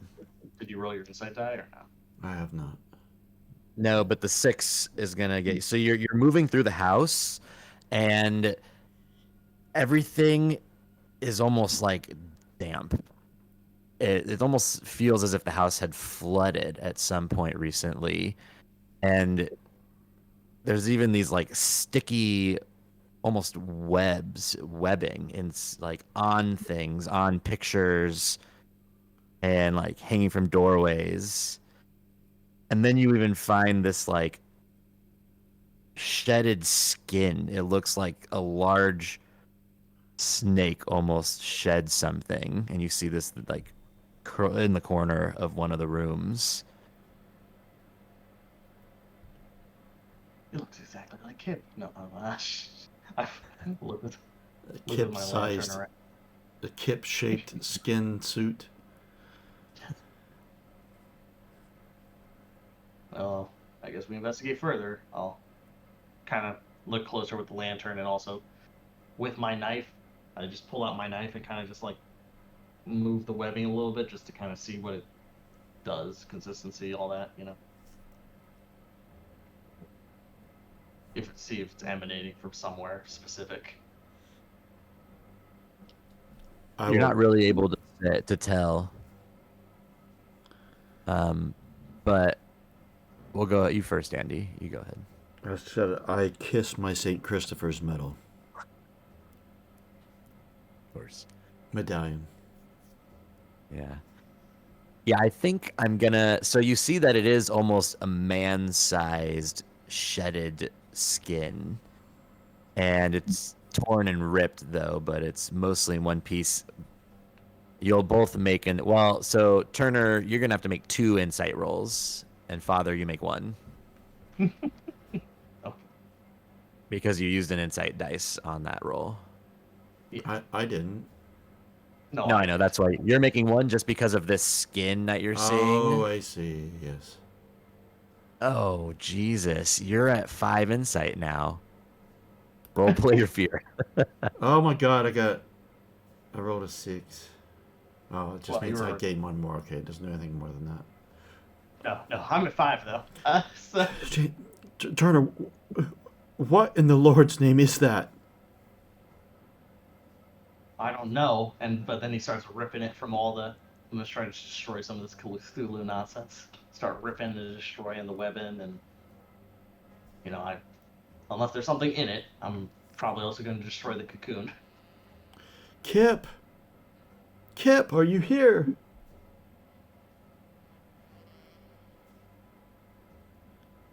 Have we seen all the rooms? Yeah, there's Yeah. only 2 rooms. I didn't imagine Kip lived in a mansion. Yeah. He's not hiding under the bed or something. I mean,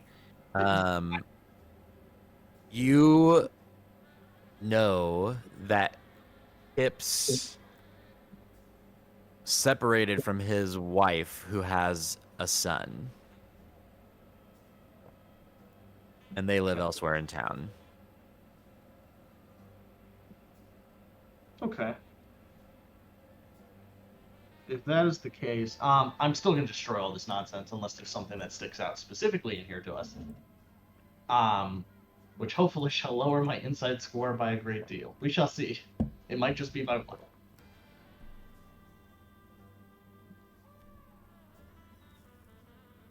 Oh man, I closed the pop-up. Yeah, I gotta pull that rule up. It says recovering insanity.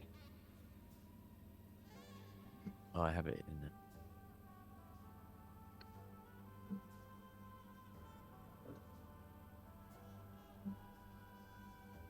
Take a drastic action, roll your insight dice. If it's lower than your current insight value, it decreases by 1 point. Or you roll a 6 and then you go completely insane.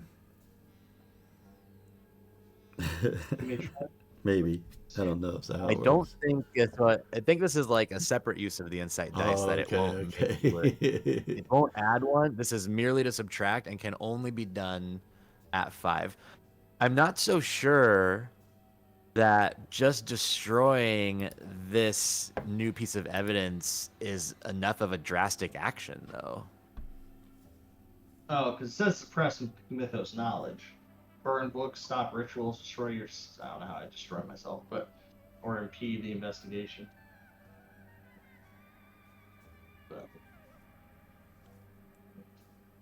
Yeah. So if you get rid of any, I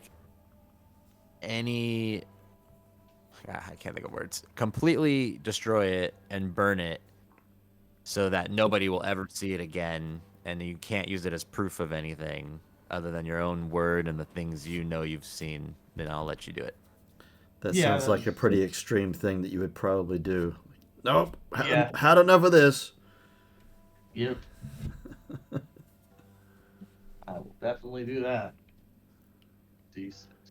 Meanwhile, I'm still at my wits' end from seeing this, and I'm just looking on, watching Turner just go mad here with just gathering this stuff up and just trying to say, what's going on? The smell. What are you?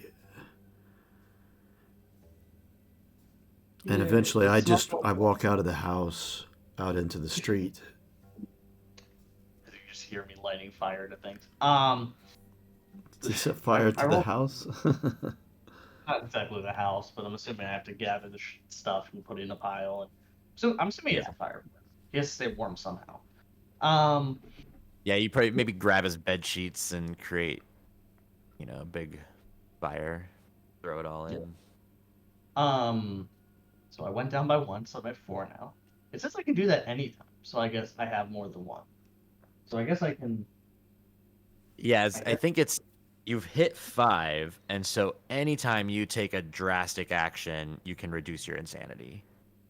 yeah, that's what I was. That's why I thought it was the way it was read, because I'm like, until you hit it, you can't even attempt it. So I was like, what's the, you know, might as well.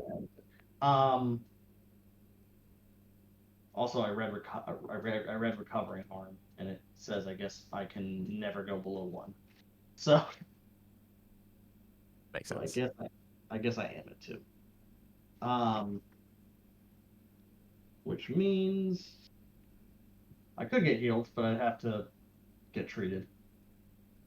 But I don't know if the. I mean, I was punched in the face. I don't know how much real treatment. Yeah, I think harm 1 is not too big a deal. It'll go Well, away when you go to sleep. I'm at harm 2, I believe, Oh, where'd because the second one come from? I can never go below 1. It says.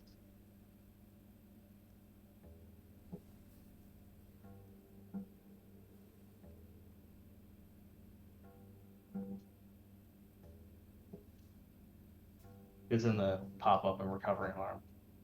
Yeah, I'm just deciding if I agree with it or not. Oh, that's fine. If you don't agree, that's fine. I can put it at 0. I just or at I 1. feel like 0 makes perfect sense if you're unharmed. Wonderful. Okay. Then I shall keep it at 1. And I just have a slightly sore jaw. Oh, I didn't. Forgot to make PC stats available to y'all. I'll make y'all owners of it so you can keep track in there of whatever you want of harm levels so far. Oh, I just thought this is how the character sheet looked.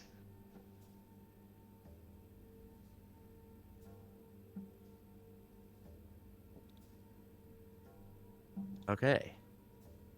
Father Bauer, you're outside taking in some fresh air.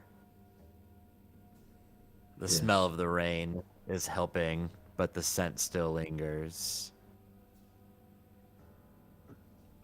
Yeah, I'm fighting nausea, and I'm gonna grab the rosary and pray. Pray for strength. Pray for resolve to get control of myself, because it's a role playing thing. It's my flaw, rather than timid, is hides behind cross, which we decided that wasn't gameplay, but that would be role playing. So that's what I want to turn to.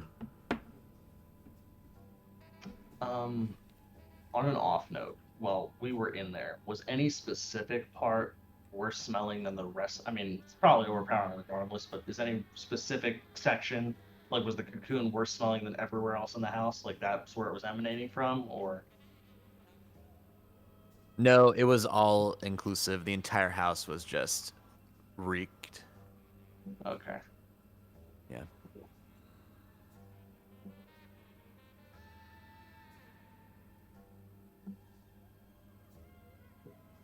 Is he still in there? Father Bauer, I want you to give me an investigate roll.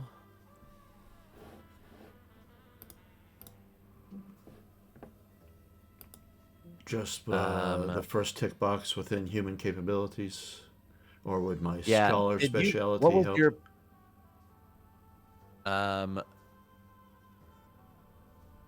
what was the first one you said? There's the scholar, and then what's your personality one? Personality is just compassionate, caring shepherd. Oh, okay. I think you just have your human dice then, and an insight if you wanted to. I don't think I'll use that. But You open your eyes after praying for a few moments, and you see footsteps in the mud. And we'll say it's going on like 6 p.m. now. It's late in the year, so it is nearly pitch black out. The sky is still just pissing rain. The oil lamps throughout town have been lit. And it just a massive, like, party at the seaside. And there's families in the streets, like, walking around. And all the children are carrying these, like, dolls. And they all have different dolls, and they all look different. Some of them are almost grotesque, even, and disfigured, but these children are just loving them and happy, and they're all excited. And you know that New Year's tradition in Brindlewood Bay is like Atherton's busiest time of year, the guy who makes most of the dolls, but there's, a few doll makers around town, and it's a very popular gift for the town in general during the holidays. And so the festivities are beginning to get underway. A lot of people are heading towards the seaside. The rain does not seem to be dampening spirits whatsoever. And the tracks themselves seem to be leading off towards the cliffside and the quarry. Is that normal for a celebration? Yes, that's New Year's Eve, and it's been more and more popularized lately. What, to go to the cliffside, the quarry? Oh, no. I thought you meant just the celebrations. No, I meant the destination. The footsteps just look like boots, and they're just heading off like in that direction out of town. You're at the edge of town essentially already. But it seems that all the people are going to this quarry.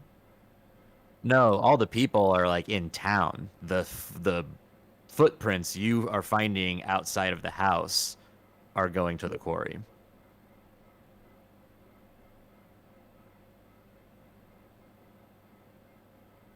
Where it looks like these footprints came from? From the house? Yeah. And Turner's still inside? Yeah. At the moment.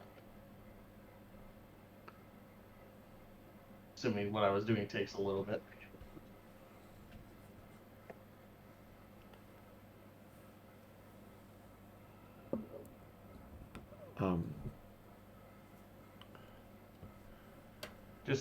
Just to get a little bit of better idea. When you said cocoon, and it doesn't look like he shed his skin, right? Where it doesn't look like there's clothes that are, mixed amongst this cocoon. Doesn't look like he exploded. No, it looks it's literally, yeah, there's no clothing at all. All of his linens and his clothes in his little dresser were, nothing appeared out of the ordinary. Oh, it occurs to me, they're moths. Is there any clothes?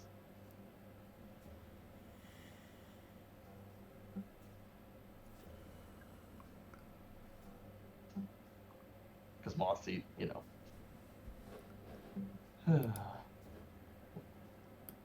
Oh, moths. You go outside and, well, I guess, Father, what are you doing after you find the footprints? Have I gotten my composure?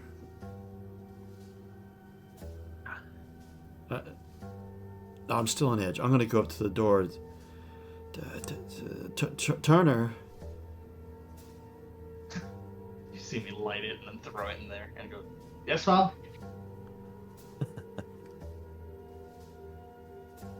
There's some curious footprints that head off towards the quarry from the house. Oh, do they now? Maybe that's where old Kip's gone. And before you can even probably say a word, he's off like a gun. And okay, I follow after. I'll still keep the lantern though. I feel like that's prudent. Yeah. Also, there's in the yearly tradition of dolls, there's some people carrying some very grotesque dolls. That's not normal for them to be grotesque. Is that correct? It's not totally not normal, but okay. They do strike you as just being slightly more disturbing than usual. Okay, I wouldn't mention that. I'll just think it's in my head or that I'm just overly sensitive right now because of what's happening. Maybe. After we help the scared old man, we can go check out the dog. But yeah. So I'd follow these footprints. I'd take the bloodhound if I could, but that's someone else's dog, so I'm just gonna follow these footprints as a bloodhound myself.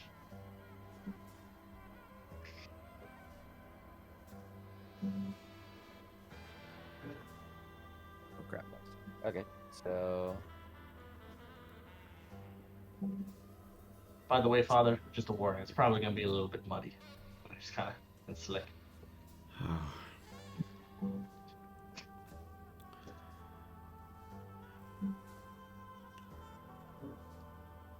the quarry outside of town has seen some slight use recently, though not as much this time of year. And 1 second. Hold it idle.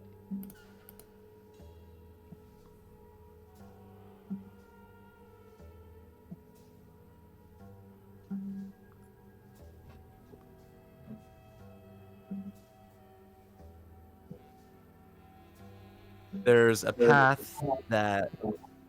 Oh, we're getting echo. There we go. There's a path that leads up the cliff, which is where is where they call Bonfire Cliff. And the quarry itself is at the base of the cliff outside of town. There's a rising mist in the quarry, and you would almost swear you see strange shapes moving within it as you're moving through and towards it. Would we know if mist is normal for this weather and it being a quarry? Yeah, it wouldn't be so out of place in this kind of storm, just like a fog bank, though it does seem quite thick. Okay. And your mind appears to be playing tricks on you as you see shapes in it further off. Glad I took this lantern. Alright, well, no reason to not follow these tracks, so unless they disappear entirely. Okay, I'll have you roll an investigation. Just Turner. You're together. Let's do a group one. Cooperating to follow the tracks, and they are taking you deeper into the quarry itself. I got a 6. You're rolling so good. 1 dice too. Perfect. I'll see what I roll. Probably only get 2, because nothing. I mean, unless Sailor helps with fog, but probably not. Andy, or I should rather say Father Bauer, tell us a dark childhood memory you have that is triggered in you as you're moving through this fog.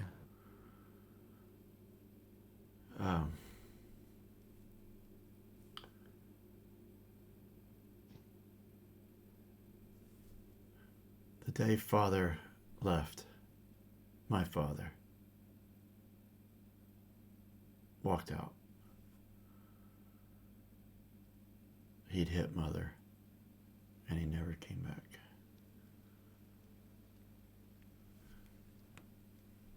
And how from that point forward I felt vulnerable, isolated.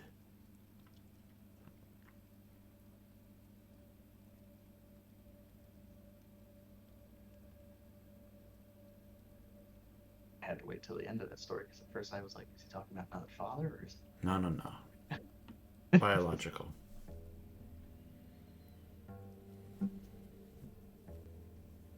You hear the sound of what you would almost think is some kind of machinery coming from deeper in the quarry. And as you get closer, you hear that it's not some abstract noise, but actually chanting. And you see a group of people in a circle off in the distance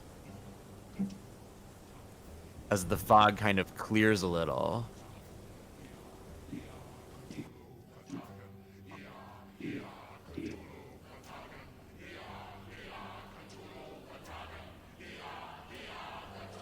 Do I recognize it as what I heard earlier? Yeah, it was the same thing he was saying in his confession to you. And as you get close, you're just about to reach this group of people when they almost just disperse suddenly into the fog and disappear.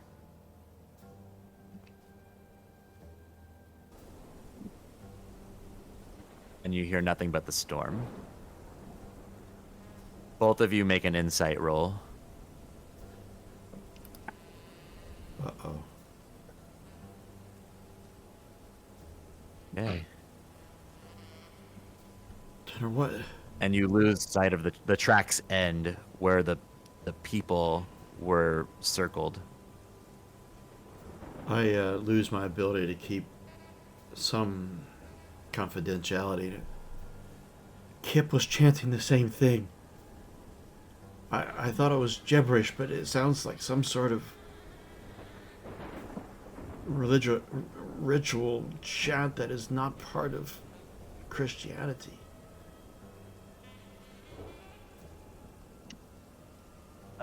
Turner kind of looks around and looks down. Where'd they go? And were we too far away to recognize any of them? Or anything? Yeah. Okay. They appeared to be wearing hooded cloaks.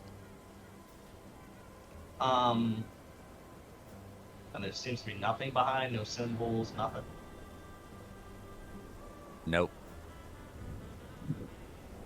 And no new tracks in any direction at all? Everything's being washed away by the storm around you.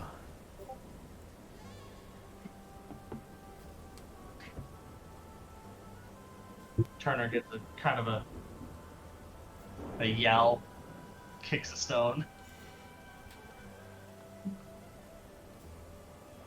Did we get a count on how many? Like, it's not exactly the number of crew members that went on the mission, right? No, you couldn't. There were at least 5 figures.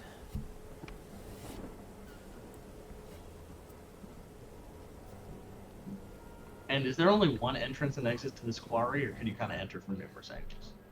Now you can get in from different areas. Okay. So it's not like if we rush back, there's only one entrance. All right. I pull out my rosary and hold it by the cross.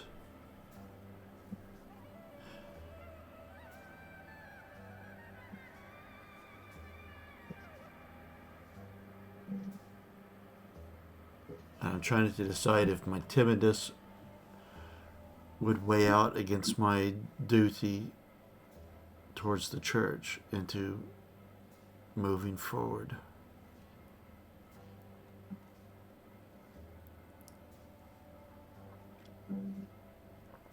What's your idea of moving forward?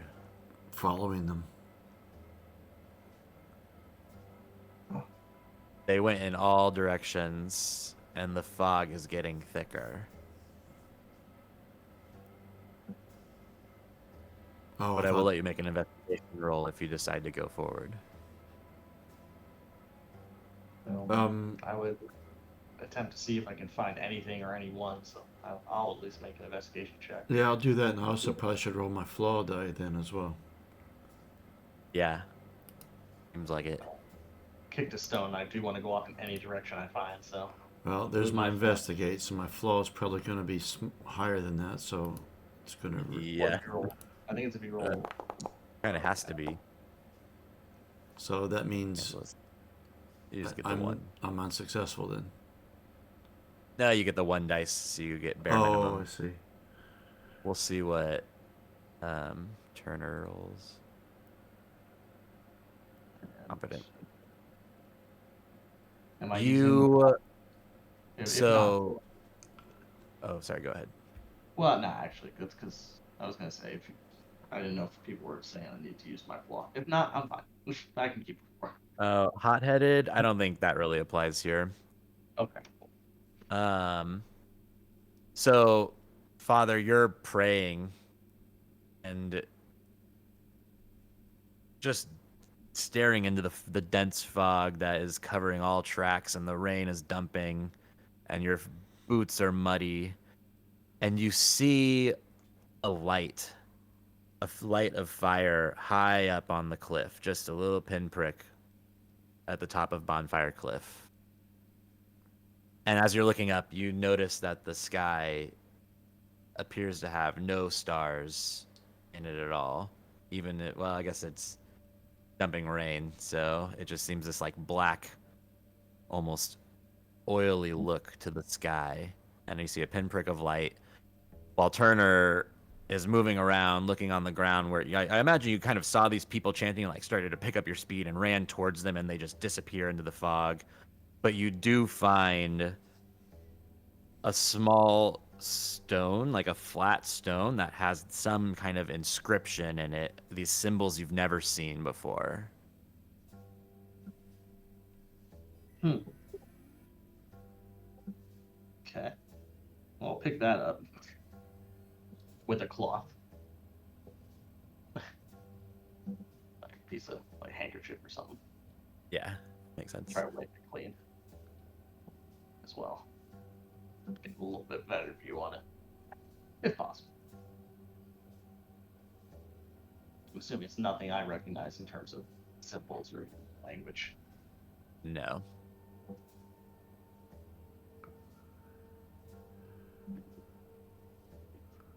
And I didn't see the light. You saw the light? You both see the light. That's what 1 through 3 gets you.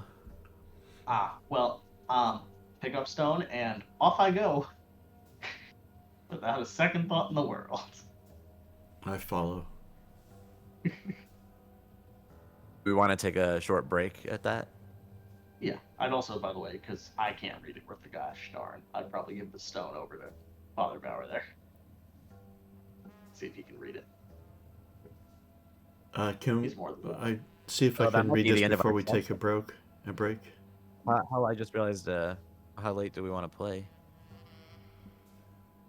I can keep going. Well, it's only been, what, 2 hours? Or 3 hours? 3 hours. 3. Yeah, I'm fine.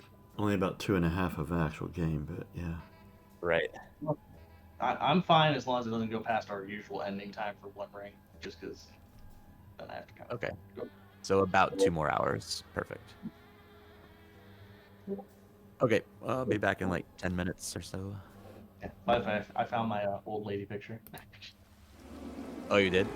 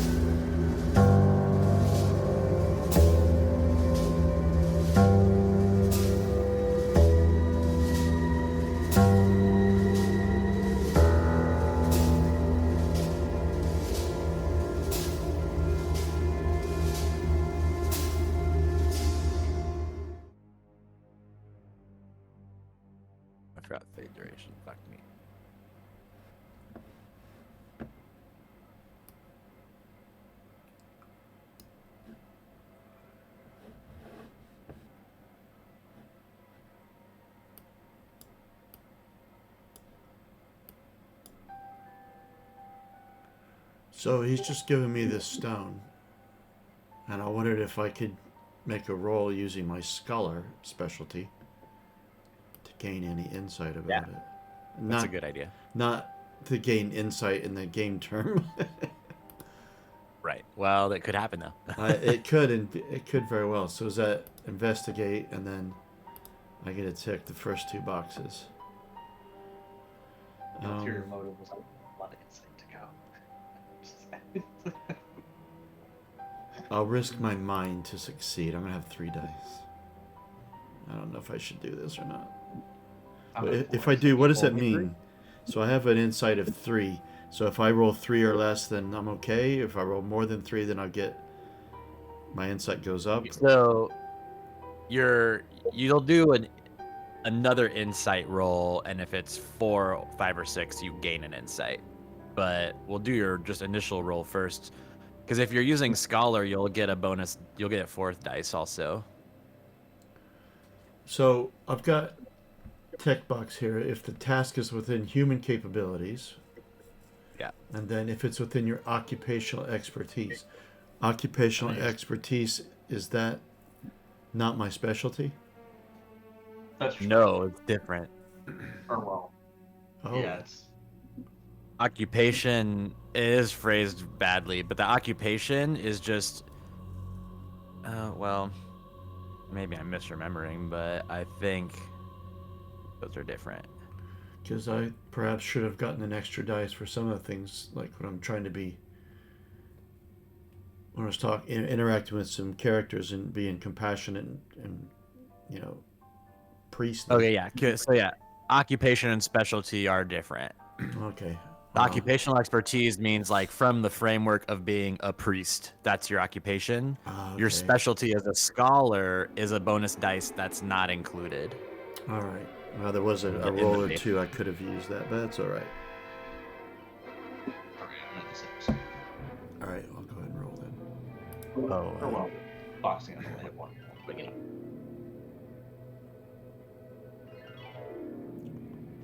And then I roll a specialty dice.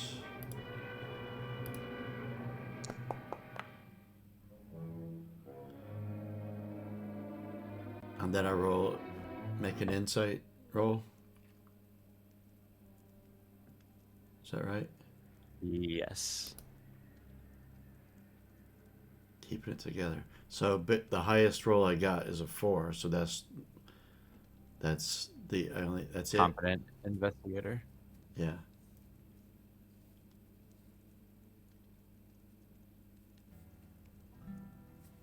Second, I want to put the.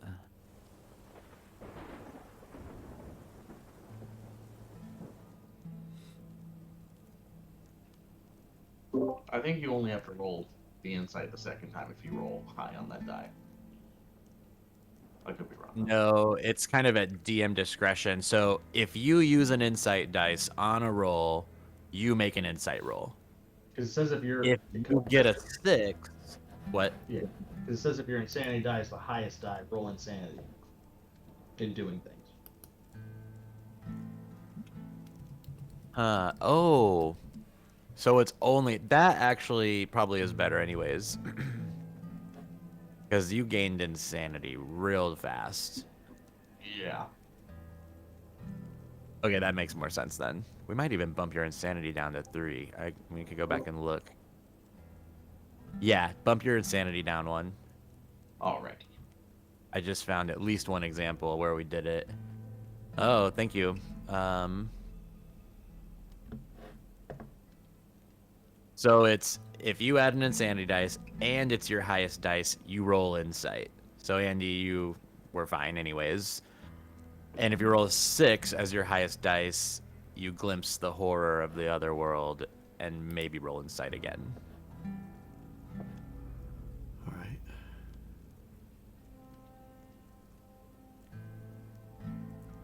Okay. You recognize this symbol from. You recognize it as a Sumerian symbol.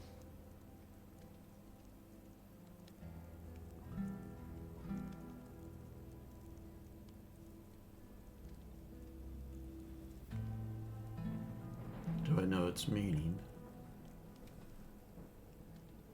No. But you would know you could like go to a library or two. You might have a book on like ancient civilizations that you could look for this symbol in. And is this stone large? Is this a heavy thing? You have to, you can hold it with one hand, but it is heavy. And it's like bigger than your hand about.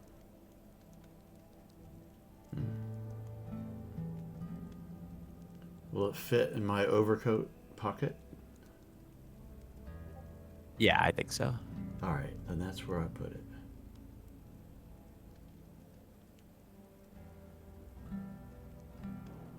And then follow on with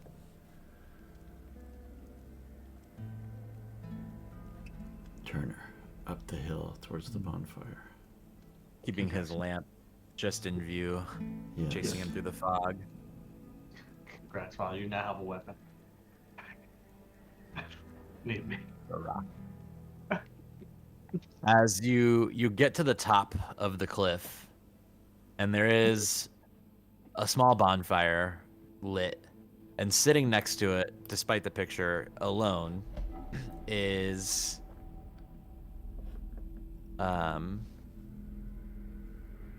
Captain Rudyard Bigham of the Deep Reaver.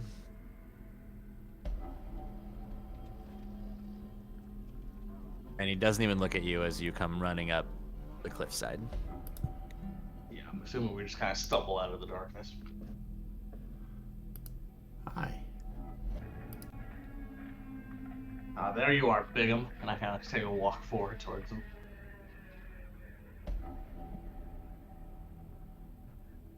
You see he's holding a flask, and he looks at you as you speak to him and raises his flask and takes a sip. Holds it out to you. I figured you'd come find me sooner or later, Turner. Everyone has some splaining to do. Especially you, Captain. I'll still take them. Well, I'll take the flask, and I'm assuming if it smelled odd, I'd notice it before I put it to my lips, but, maybe that's just...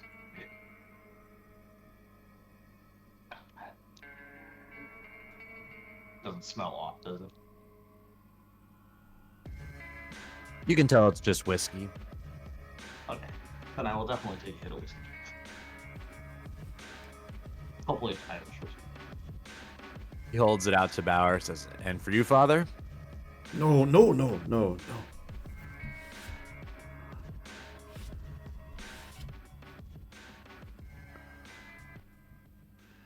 One's really loud. So you up here alone? Is it only him? Only the captain? Yeah, he looks at you and says, "Well, you don't see anybody else, do you?"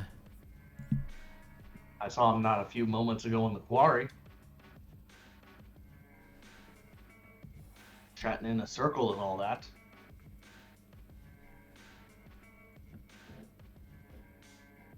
Probably just celebrators. Happy New Year to you. Sorry about your brother. He was a good man. Well, as far as I know, he's lost at sea. Unless you have some more information on that.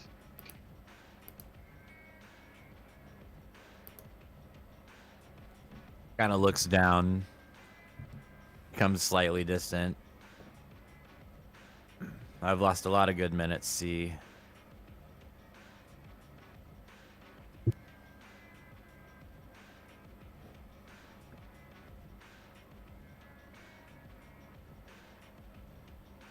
I'm also surprised you're up here letting them rip apart your ship.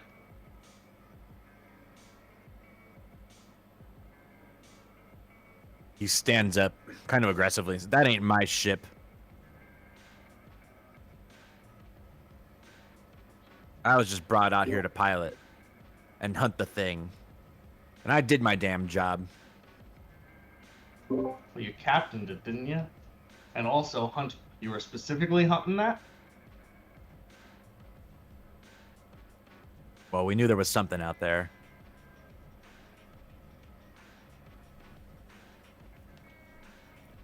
Captain, what actually happened to the 2 missing crewmen? No one can give us a straight answer. Or a definitive answer. At least not contradictory.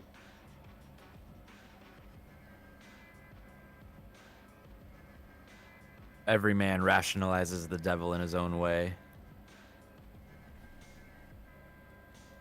I'm not sure any of us could tell you what happened out there.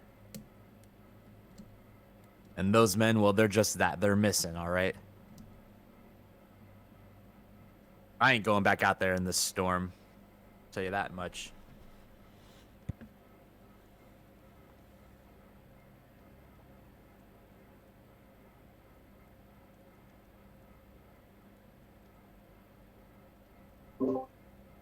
I kind of look at him harshly and take a step forward.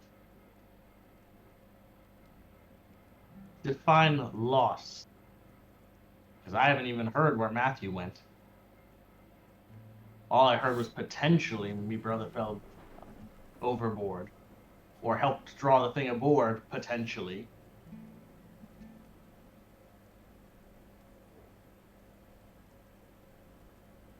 Not to mention whatever in... No, he's not going to control himself around the father. Sorry, father. Whatever the hell was in Kip's house, webbing and moths.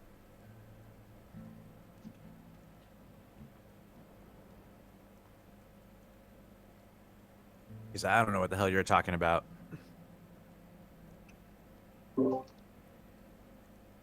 Actually, not know what I'm talking about.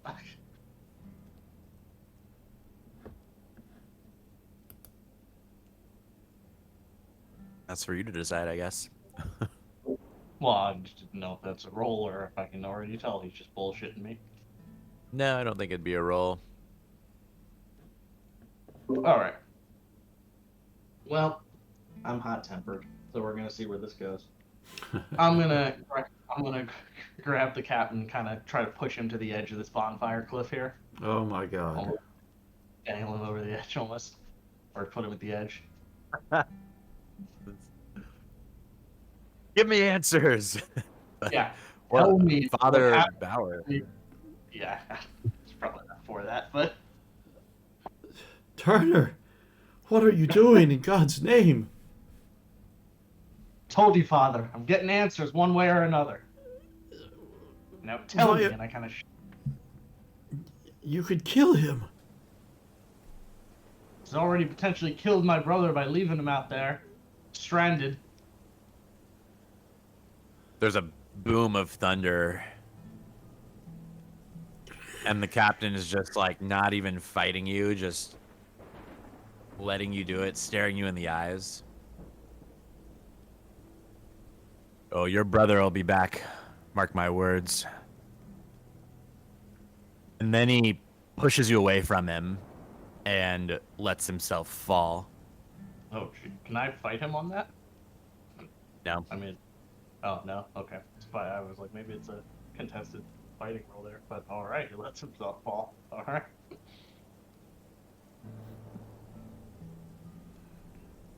How high is this cliff? You can't see the bottom. And off in the distance, there's a crackle of lightning and more thunder. And you would almost swear you see swirling tentacles in the clouds in the sky. And you'll each make an insight roll.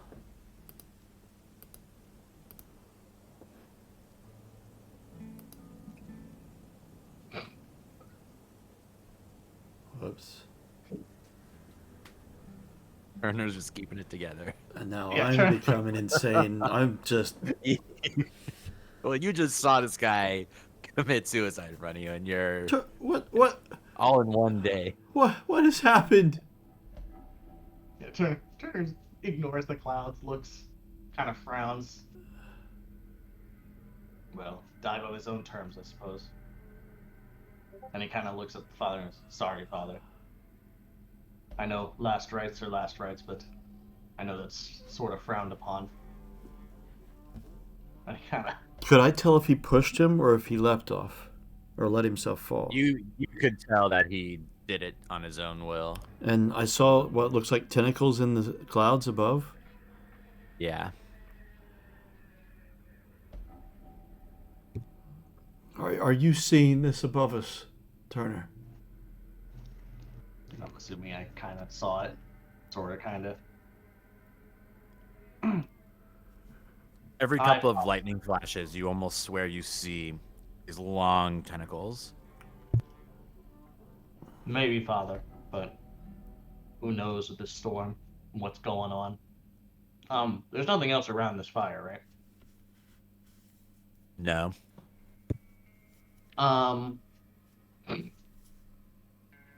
Is it possible to get down to where his body is without climbing? No, it's like a sheer cliff face. Normally, like during the day, you would know, like a lot of locals go here to hang out, and you have this great view of like the ocean and the quarry and the town.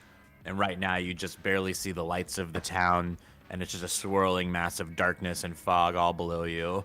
And you're seeing these flashes of lightning in the sky, illuminating these tentacle-like what you say to yourself must just be clouds. Yeah, but he didn't. My question was, like, when he dropped off, he didn't drop into like the quarry. I can't go down to him, right? Or did he drop into the sea? Like, I don't know how around this cliff it looks. Okay, yeah, it was probably more off like the sea side of the cliff. Okay. And that raging storm's not helping, so probably no bueno. Okay. I'm just gonna think nice thoughts and assume that I still had his flask on me. It's still sitting on the ground. Yeah, I kind of pick it up, take a swig of it, put it in my coat, and start walking. Because, I mean, there's nothing else here as far as I can tell, right? There's no other lights other than town. No. So I just kind of start walking back towards town.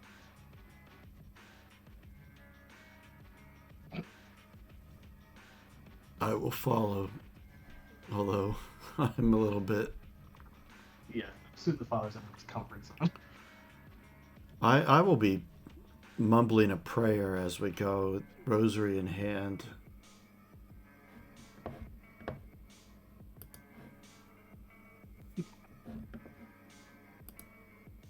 What time of night is it now? Like, should we go to bed, or is there still time? It's probably getting close to midnight. And there's some reveling in the streets going on, but the storm has gotten so overpowering that there's not many people around. You move past the seaside inn, and there's a bit of raucous coming from inside. I don't see any new crew members in there, do I? Just like peeking You my head. wouldn't if you like kind of went in and just kind of looked around. If you're just kind of partaking Yeah. in the town festivities, you wouldn't really see anyone from the crew. John also appears to be missing, at least not at the tavern.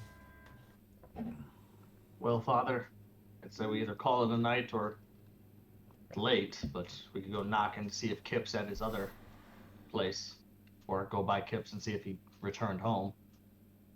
One of the two, or both, if they're one's on the way to the other. Well, the town isn't large. What time of the night is it? It's nearing midnight. Oh dear. No, it's too late to be bothering folk at home.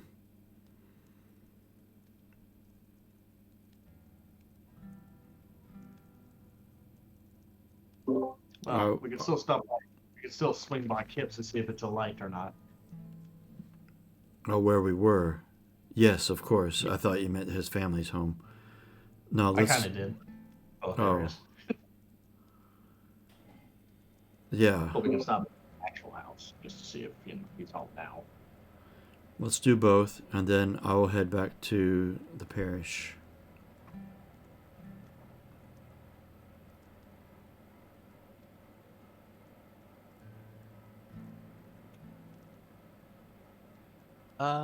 You go by Kip's ex-wife's house, and you do see a light on, and you hear a baby crying. coming from inside. Probably for the first time in this instance, Turner knocks politely on the door.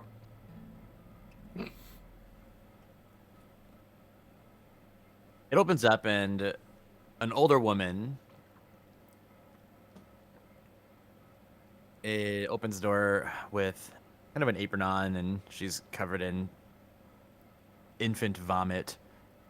And it sounds like there's some other noise coming from inside, and the kids are being loud. You hear a few adult voices. She goes, "Oh, Turner O'Neill, what brings you by this time? I would have thought you'd been at the seaside for celebrating. Happy New Year." Happy New Year.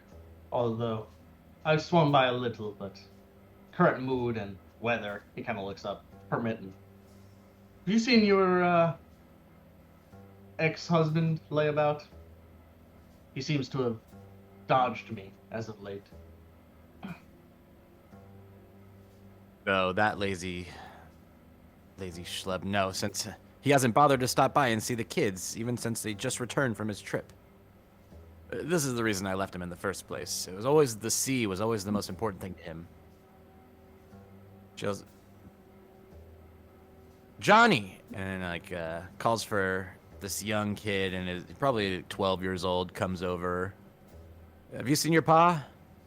Says, "No, but I went to look for him, and I saw the whale, and I got distracted, but yeah, I haven't seen him."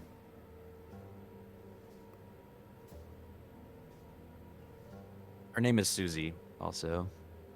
All right. Different last name now.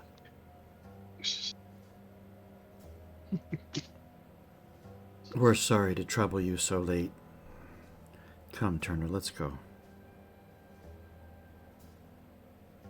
Yes, yeah. Just one more question. If he wasn't at his home, you know where he usually lays, so to speak? Friend of a friend or something. Well, when he wasn't on ship, he was at the seaside. That's the other reason I left him.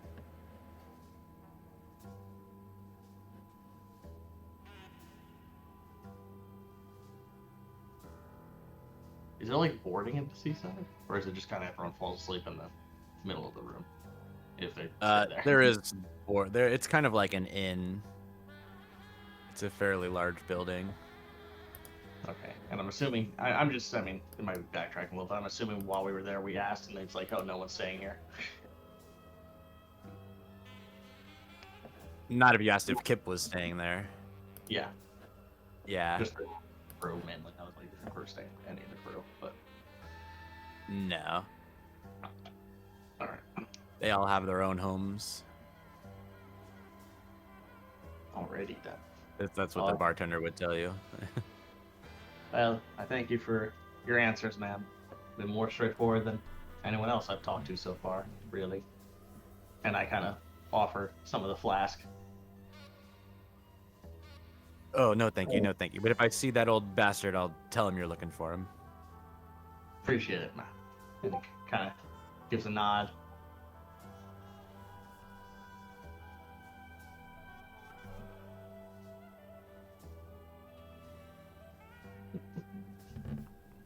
Alright. Let's...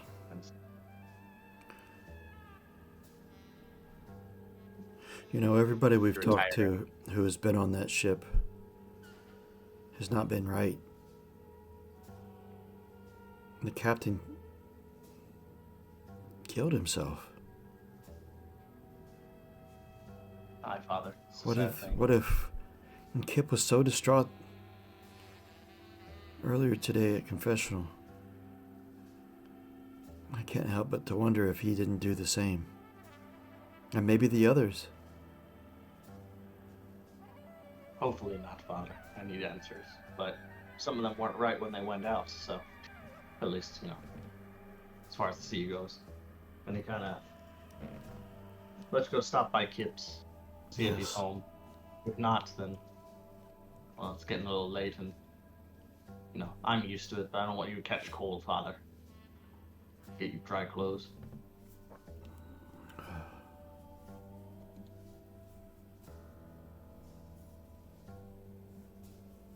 You move off towards the edge of town, back towards Kip's. And it's a little out of your way. And you come upon a dark alley. Nothing And you bad is see a going to figure. happen, definitely.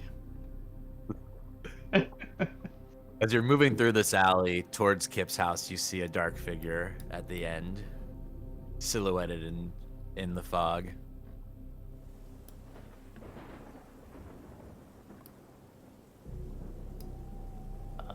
Assuming I still have the lantern, so that revealed more.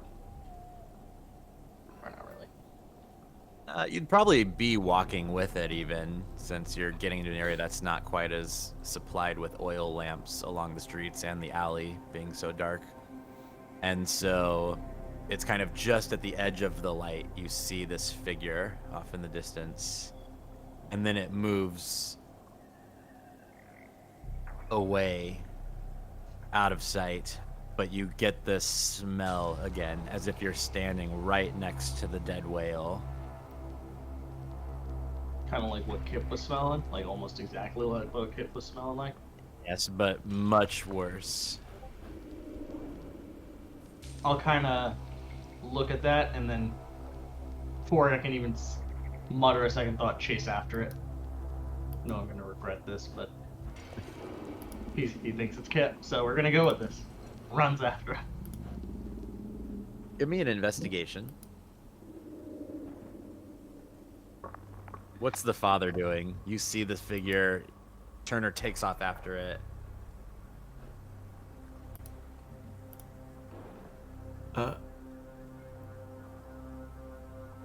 I follow along, but not. I won't be able to keep up with him. And I don't want to.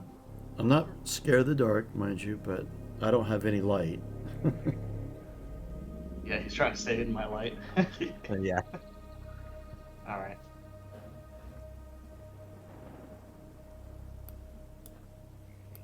Let's see. It's within my human capabilities. Probably wouldn't be a sailor. Might be in steadfast, but I'll roll this I first. think steadfast won't apply, but your flaw will. Yeah. Well, let's hope I don't roll a 6.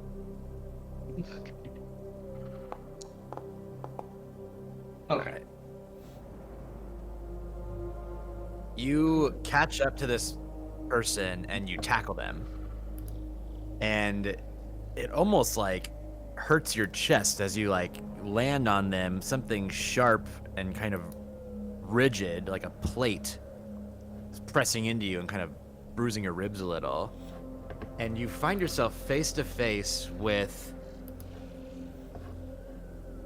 a person that has this decaying, greenish looking skin. Their eyes are long. Their face is almost drooping and sagging. There's webbing between their fingers and behind their ears. The eyes are bulging. There's no lid. It opens its mouth almost in fear and terror of you, and it's got these small little fangs. And you recognize that this person is Matthew Walsh, navigator of the Deep Reaver. I kind of like looking surprised. Matthew?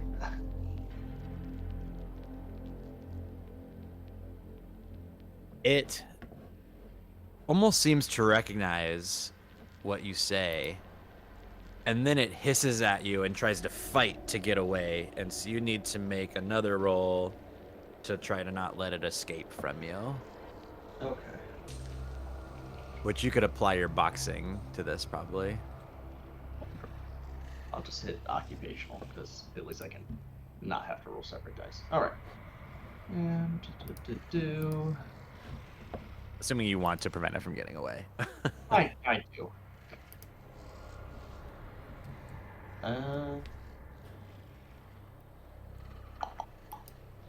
Quick tempered. I don't know. Is that worn off probably? As soon as I tackled and got surprised by this whole ordeal. Yeah, probably. Yeah. I don't think it applies. 3. Okay. You hold on to him, and you almost aren't able to. His skin is slick and slippery as if he's covered in some kind of oil and goo. And it bites you on the neck as hard as it can. Make a harm roll. Father, you're seeing this happen. What are you doing? Am I keeping my composure? No. That's actually true. You should probably both make an insight roll because this is not human, but you both recognize that it once was human and was the deep reavers. I've kept it together. I think. I'm gonna Yes. put the one down. All right. Turner's up to 4. You're both at 4. And you gain a harm. Yes. Ouch. Yeah. So what's Bauer doing? So I've just seen him bit. Yeah.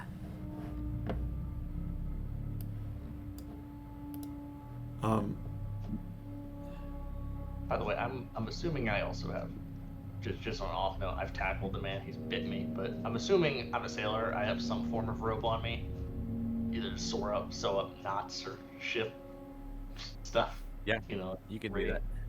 I'm gonna try to tie him up while I'm getting bit here, while tackling him. It's quite the ordeal.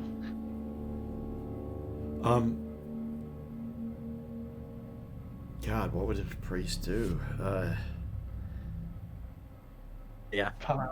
Does not seem human. Do I recognize that this was the navigator? Do I know the crew so well that I would recognize them?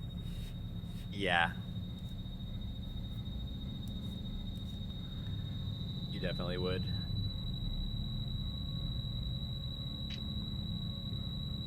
God, I'm not a fighting man, so I wouldn't be able to do anything there. I would just pray to calm the situation, to protect Turner. I don't know if that's even something I can roll for, if it's just something that I do.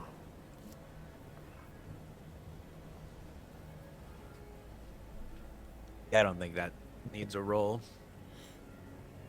You tie him up with your rope.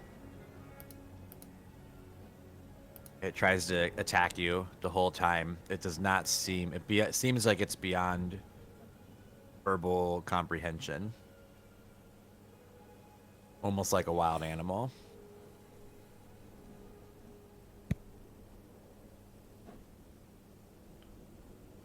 I shall still attempt to tie him up.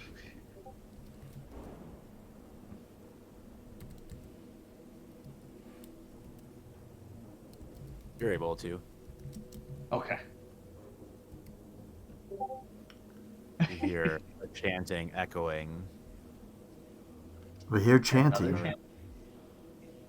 It doesn't appear to be coming from anywhere in particular. Oh. We don't see any lights or anything. Nope. I You kind just of hear it growl. echoing. I just look around and witless, like, oh, there it is again.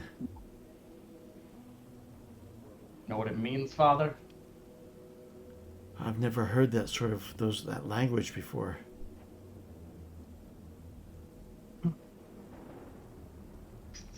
For lack of a better idea, I'm gonna just toss Matthew over my shoulder and start carrying him with us. You've been bit.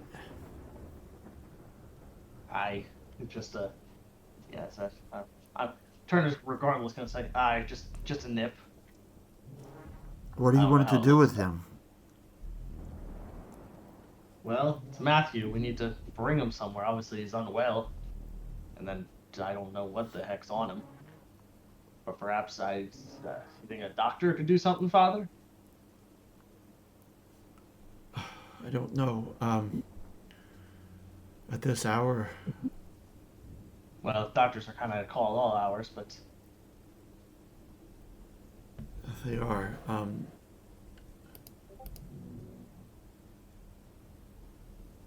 Dearborn. Does he live anywhere near the church? Yeah, we can say that.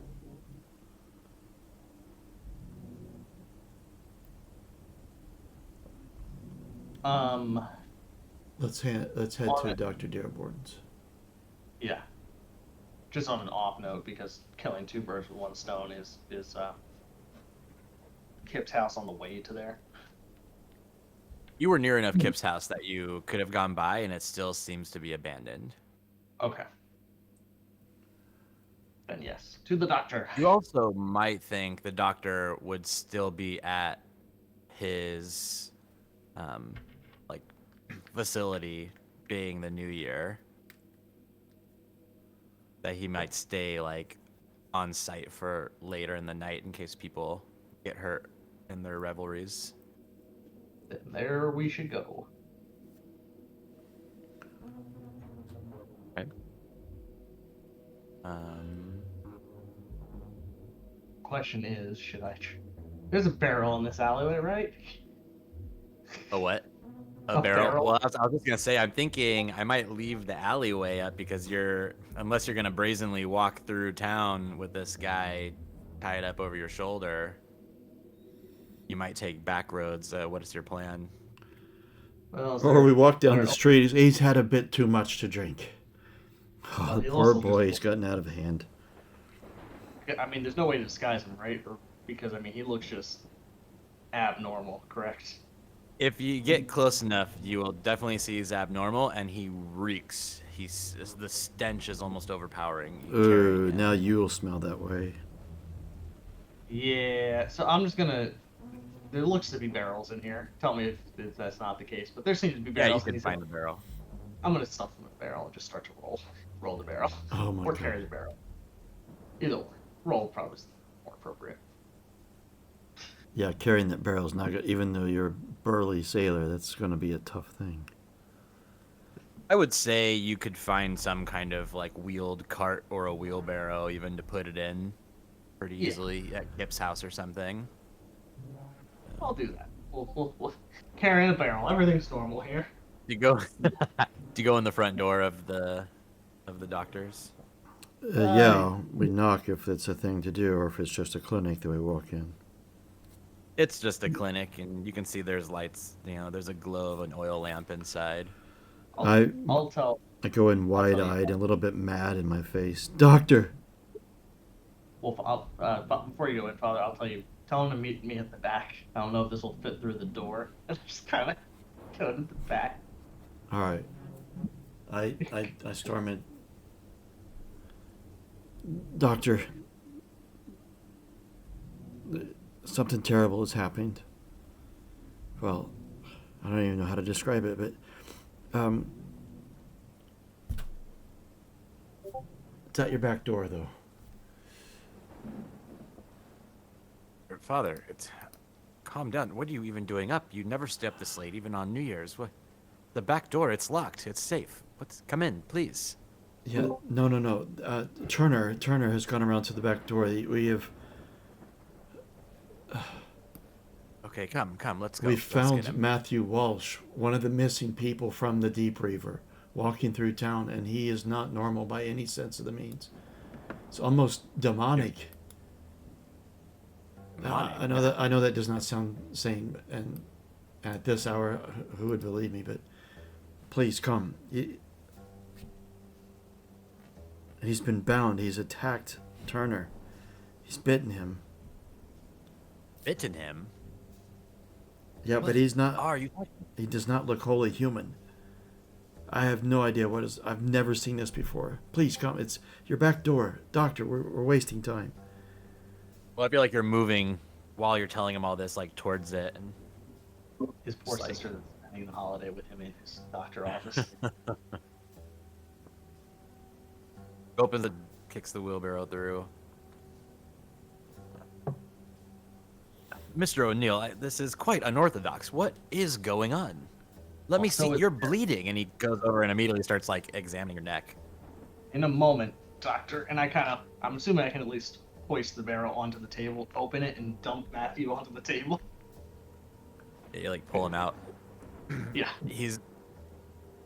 The Matthew seems almost more scared and nervous, like a cat backed up into a corner, and tries to like roll away from you as you've bound him. I'm assuming I put him on a table or a bed, so I'm gonna now adjust to more rope to the bed, tie him down almost. The doctor's eyes are wide. This is not a jail, Mr. O'Neill. What are you doing? And then he gets close and like sees Matthew and kind of stops mid-sentence, his jaw dropped. What is this? Matthew, I kind of keep tying. You jest, sir. I am in no mood for pranks. Inspect him and find out. I kind of hold my neck for a second and then resume tying. Matthew's like going crazy trying to bite you and like losing it, and the doctor grabs a syringe and comes over and sedates him. I do not know if those ropes are actually necessary. He was quite violent. I will examine this creature you've brought me just as soon as I tend to your wounds, Mr. O'Neill. Now sit down in this chair. And he forces you to like let him. I don't need. He kind of desists, and he kind of is like, I don't need it, but I guess if they insist, he'll sit down, especially if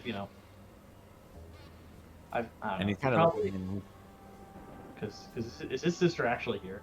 I would say O'Neill either has a crush on his sister or the baker, one of the two. no one else would be there, being so late in the night. And he's examining you and bandaging you and cleaning your wound, and he says, it looks like you were bitten by some kind of reptile. These teeth marks. You say this thing bit you?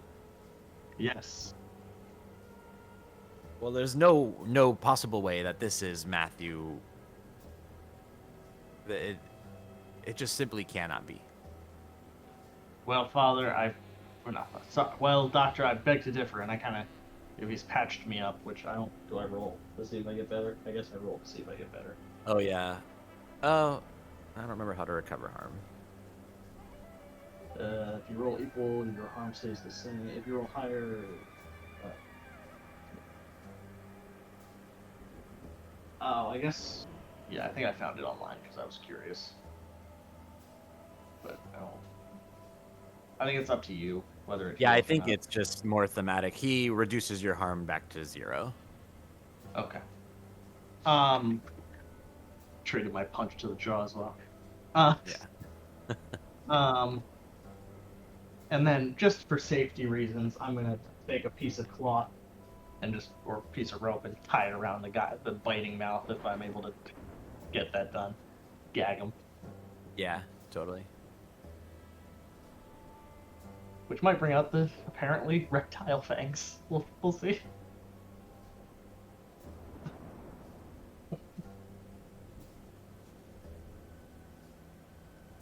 He says, I cannot. He examines the body for a while. And you see him he kind of steps back and says, Good God. I do not understand how this is possible. He's been transformed. I've never heard of anything like this.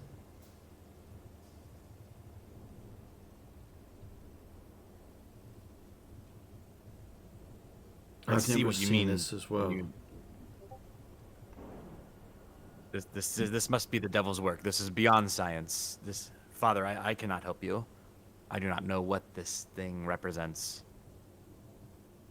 We should inform the mayor immediately. That. Oh, jeez, I'm about to say. We should get the sheriff. That fool. It's the only one we've got.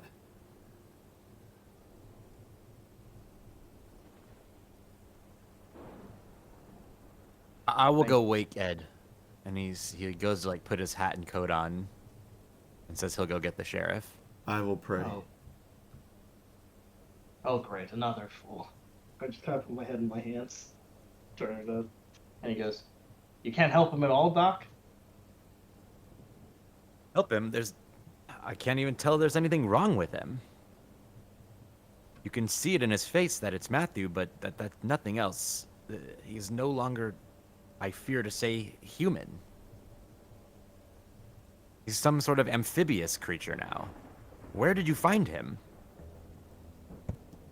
Skulking in an alleyway.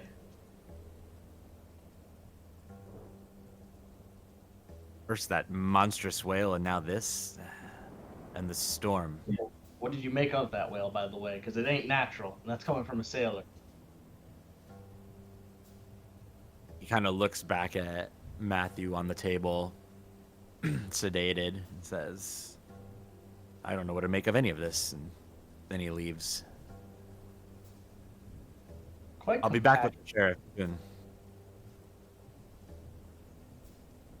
Turner kind of waves him off.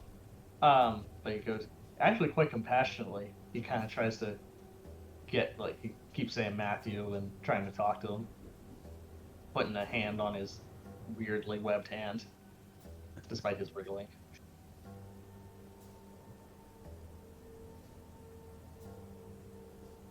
About 15 minutes goes by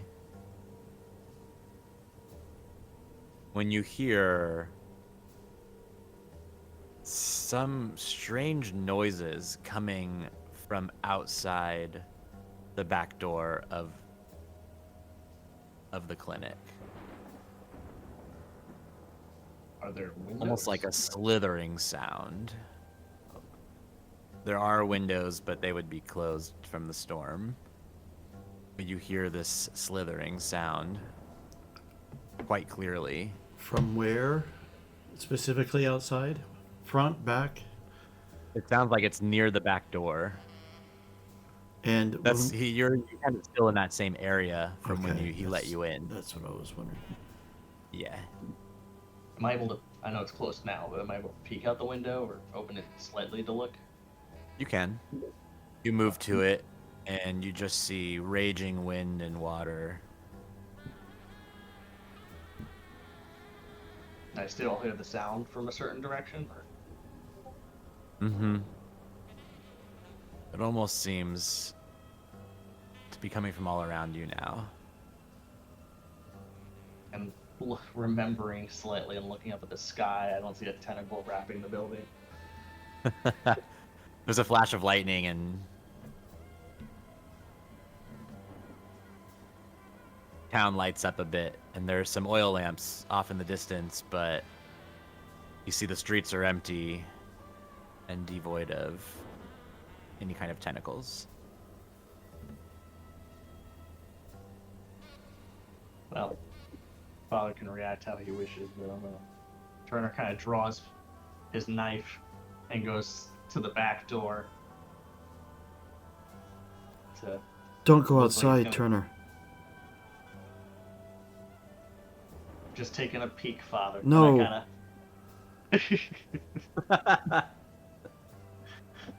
And I'll kind of like open it slightly to look, knife ready. I kissed the medallion of St. Christopher. I beg of you, Turner, stay inside. This day couldn't get any more weird.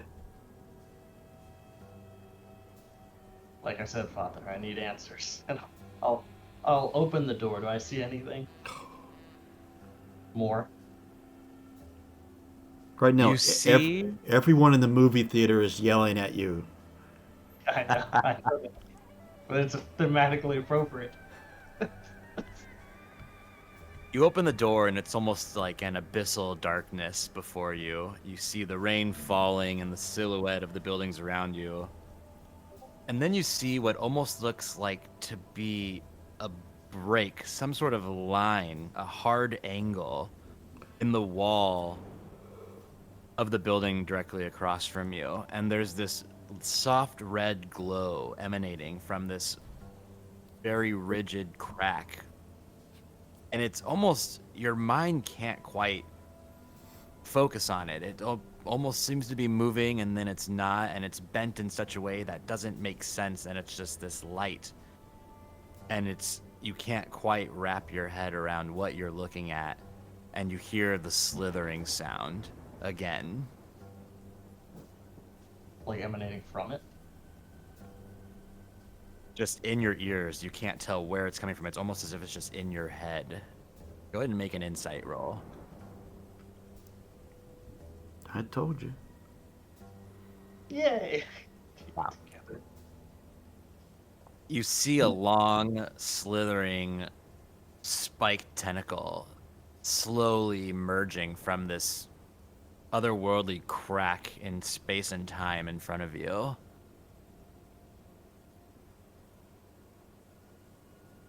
Seemingly directionless? Or is it like honing in Towards on the... you. Okay. I shall now shut and bar the door. And now I shall also bar the door with whatever is nearby. AKA barricading the door. What was it? Turner kind of goes, well, Father, you know how that thing had tentacles? Yeah. Kind of like that. Slightly bigger. Barricade the door with me, would you? And I kind of just start moving beds. With haste.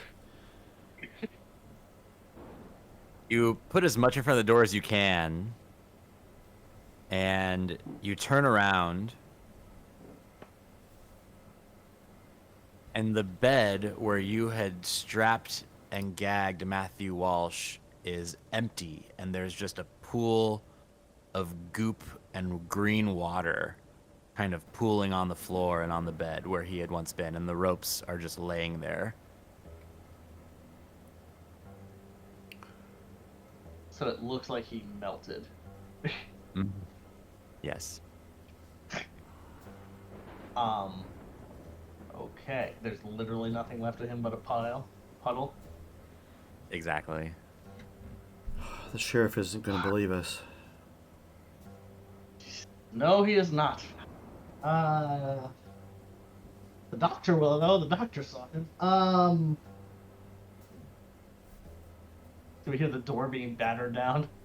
Or is it still just... You hear the front door open and the voice of the sheriff and the doctor.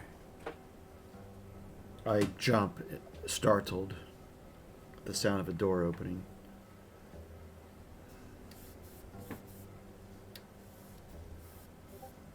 And, Turner, father, I've brought the sheriff.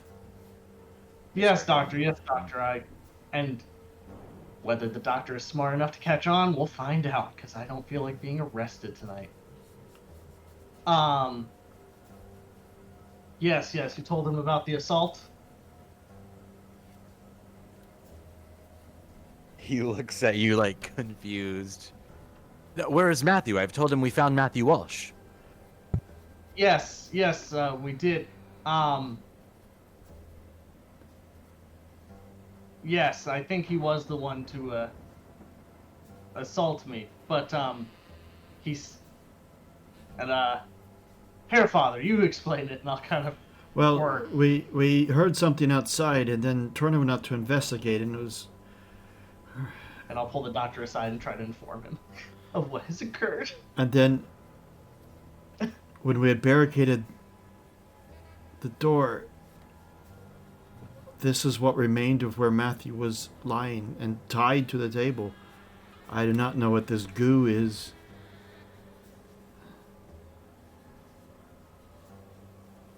We were so preoccupied with the back, I didn't hear if he ran out the front or not. Did you not see him as you came by? It came in.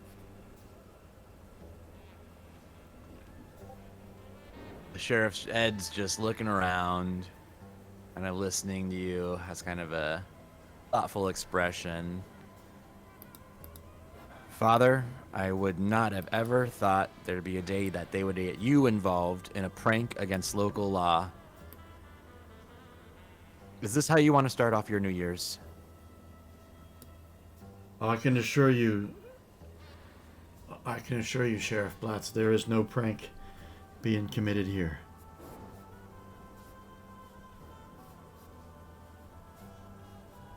Do I still hear that buzzing in my head? And I should No. I should inform you, Captain Bingham has leapt to his death up on Bonfire Hill. The doctor gasps. What? When did this happen? How do you know that? We witnessed it. You didn't come and find a deputy or myself immediately? We were on our way back this way. We came straight down here. At the term "we," Turner's going to kind of take a step back. What? Sorry, what? I said the term of "we" and revealing our whole story, which I knew no one believed. Turner kind of just takes a step back. Oh.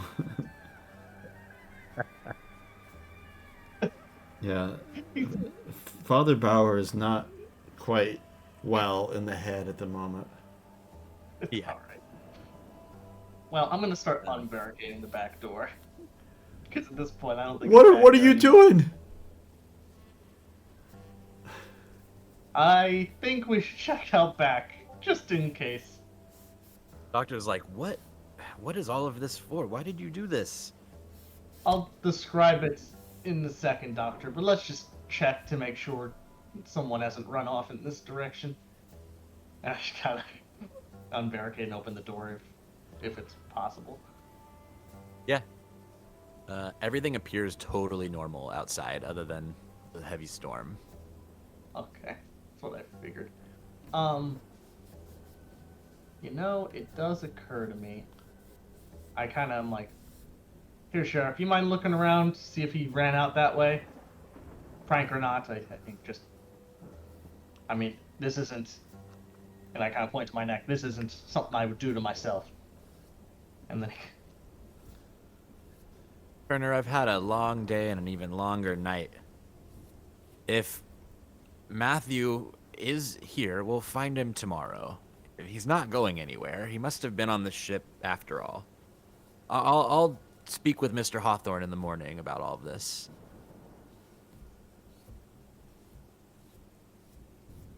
As for now, Father and Mr. O'Neill, I believe you should retire to your homes. Get some good rest and start the new year off on a good foot. No more of these stories and jokes. Stories and jokes of me finding my brother. No, kind of mutter something and then go. And he goes, very well, officer. See you tomorrow. And he kind of smiles at him.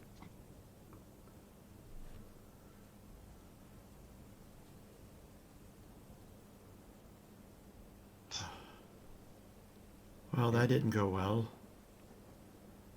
No. And now we sound like crazy people. He kind of states simply. But he turns to the doc. I'm not so sure that we aren't. Yes, but you know he was here, Doc. So here. And he kind of describes what happened, what he saw. Like those tentacles on the beastie. Same thing, but attempted to get in the back. Also, is that stone the same, Father? Just out of curiosity. The stone, it's here in my pocket. Here in my pocket. It feels slightly warm to the touch.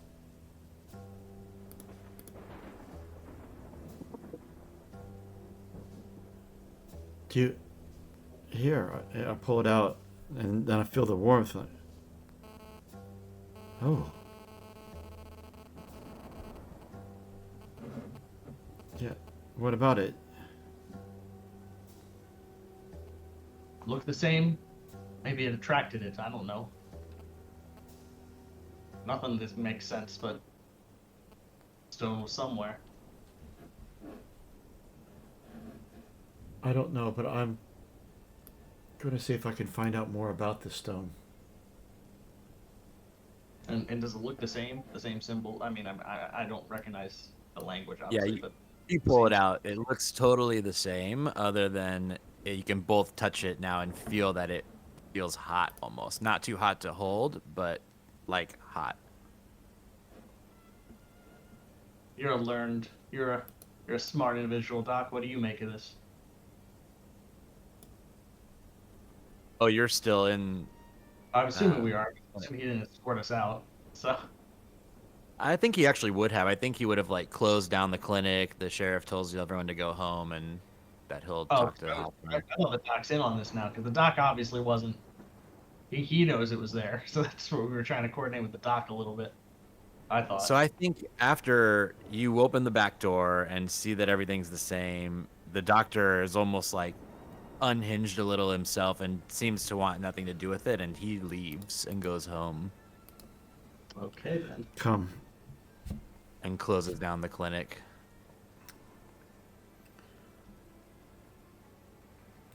You're welcome to come to the church. I'm going to consult the library there to see if I have anything that gives me any insight into this. And before I left, Symbols. I know he was a puddle. Am I still able to gather some of that puddle? You could probably get like a beaker or something with a lid and My restless get some of it, yeah. I will do that. What use I'll have for it, but better to have it than not have it. So I shall gather it.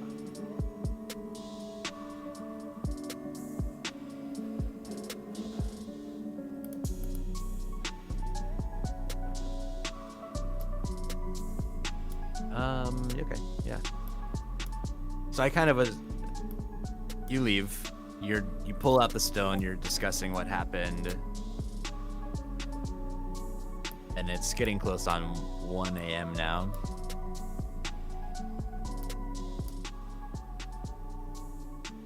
I guess the question is, do you go to your respective homes, or back to the church, or somewhere new? I'm going to the church to, besides praying at the altar, I want to consult with, since I'm a scholar, I assume I might have some books and such. Sure. Yeah, you can That- make an investigation roll. I want to see if I can figure anything more about this stone. Just for the father's sake of, I don't think he wants to be alone tonight. I think Turner will probably just sleep on whatever bench there is there. He's used to it. Plus, he wants to know. There's his probably a secrets. nice couch in the father's study where you just are staying up at your desk and Turner's like asleep right there on the couch. So, Taking off my clothes, thankfully, but yes.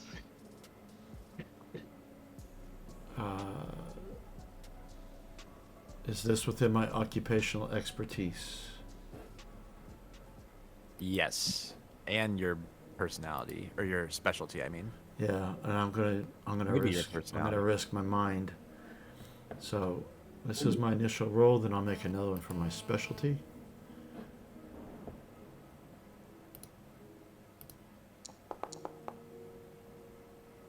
4 is as high as I've gotten. Your insight is your highest. Well, my specialty got the same roll, being a scholar, but I don't know which is considered the. I think it still counts your insight Okay. because you chose to roll it. Alright. Your flaw definitely doesn't apply here. What was your helpful? Sorry? Your personality trait. What was that again? Compassionate, caring, shepherd. Yeah, I don't think that'll apply to book learning. You find this symbol represents what the Sumerians refer to as the outer world. Or translated also as gate. Brilliant.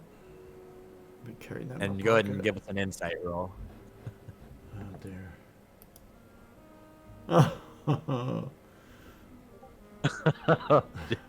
Oh, you're able to do something high. drastic to reduce that though. If you want. at some point. But you learn more, probably. You don't have to do it right now. It can be at any point. You can do something drastic to try to bring it down one. Would taking this stone and throwing it out into the river outside the church do anything drastic? That would be drastic. That would be drastic enough, yeah. Then that's what I'll do in a fit of rage. I don't know if Turner's awake enough to notice this, but I just like get this thing of evil out of my church, out of Yeah. out of the Lord's house. Give us an insight roll. This is your lowering roll. So perfect. You reduce it by 1. You're back to 4 insight. Yeah, perfectly sane. Not quite on the edge yet. Or again, I should say. As you go do this, you run outside in the storm. You heave the stone into the river. And you see this red line almost just appears to be hovering in space in front of you over the river. It's not like anything you've ever seen, just this red glowing geometrical line. And then you see it bend into an angle that doesn't really make sense to you. You can't process it. And then you completely pass out. Thinking, oh, David, what have you done? I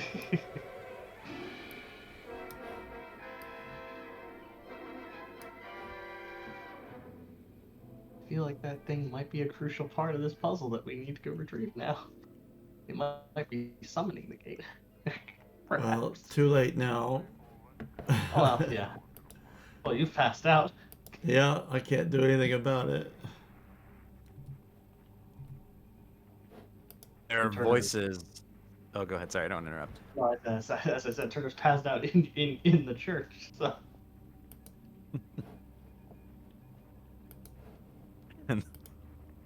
See who wakes up first. Probably Turner. Finding the father passed out at the doorstep of the church. The door maybe or maybe not closed. Right. I was thinking that too.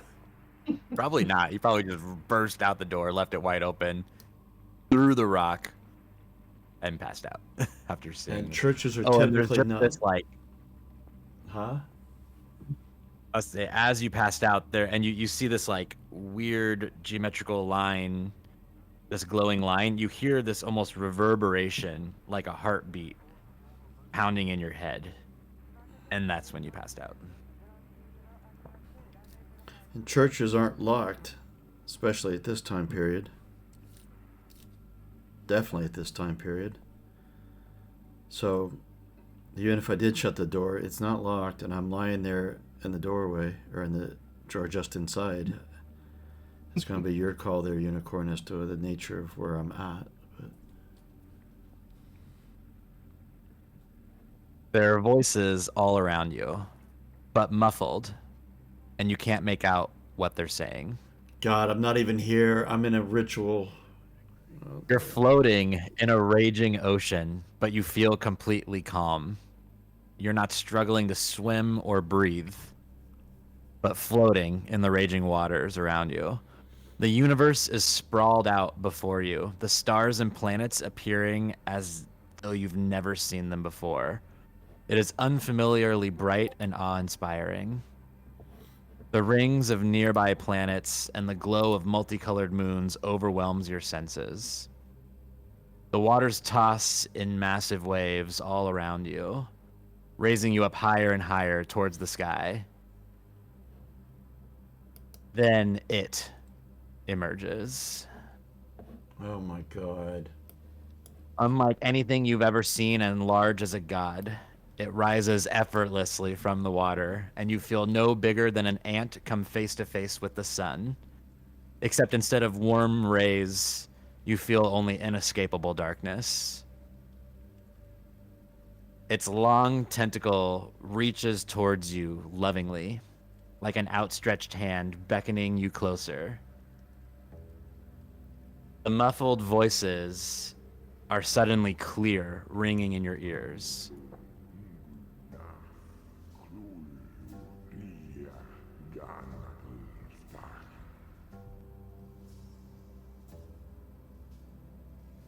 And you wake up in the beating rain and the mud next to the river. And it's morning.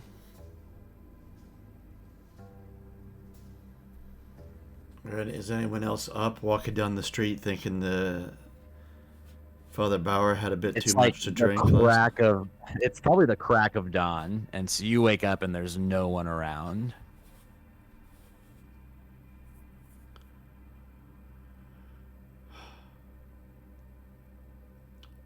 Covered in mud.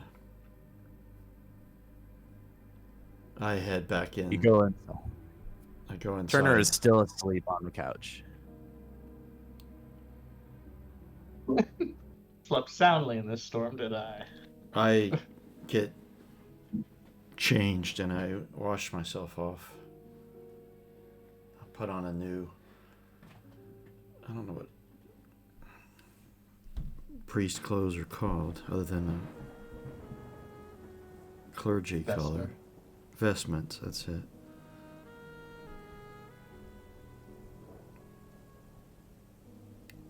And once I do so, I go and kneel in front of the altar.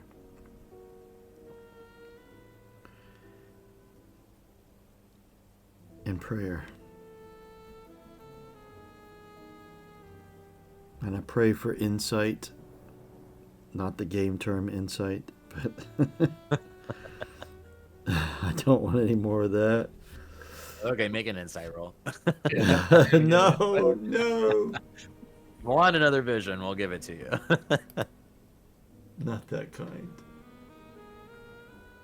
Actually, honestly, you probably should roll one because the dream you wake up and it's not like a dream. It feels more like a memory and a recent one. Oh dear. And the words echo in your brain still. Oh, no higher. Stay in at 4. All right.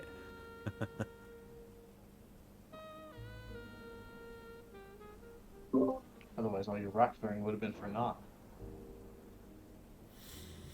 Yeah. Circular. Turner, you wake up. You hear the father praying in the room next room over. Well, that's normal. And what am I You praying? notice the Cthulhu Fatan. Yeah. So I get up. His desk is covered in open books and notes and a spilled inkwell, and the stone is not there. Turner kind of scratches his head, puts on what clothes are at least dry, walks out. I have to take a swig from the flask. Getting started early.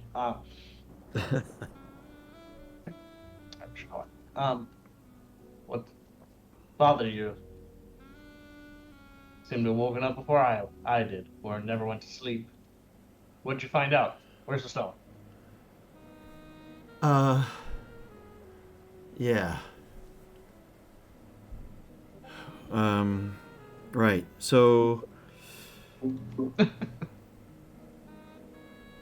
the symbol on the stone represents other world, but more specifically gate. And then it was just all a bit too much for me, and I cast it out into the river, and more weird stuff happened. I think it opened a doorway to somewhere, and I had the most strangest dream, but it doesn't feel like a dream. It's more like a memory. And I witnessed something very terrible, and a large, of epic proportions, demonic creature. And I woke up by the side of the river covered in mud. And I've been here praying at the altar ever since. That was at the crack of dawn.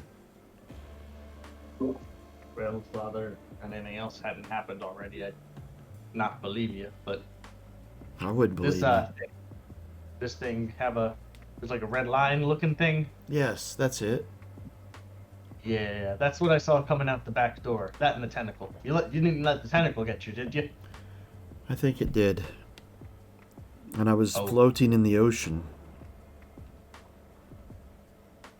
And it, well, I assume it was reaching for me and I passed out. But it was a giant creature. Gigantic. I mean, taller than the tallest building in town. I mean, well, several times bigger.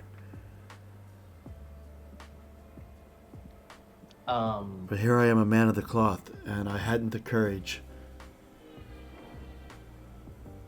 of the Holy One behind me. Well, And don't I'm you worry ashamed. about it. Don't you worry about it. That's what I'm here for. And I kind of pat him on the back, and then I go, "You toss out the river out that door?" Yeah, just at the base of the stairs that lead into it. Well, just beyond it in the middle, I think is where it hit. I'll try to venture out and. Are you See sure what you I- should? I touch his arm. Are you sure you should do this? It's the only way I'm going to get answers.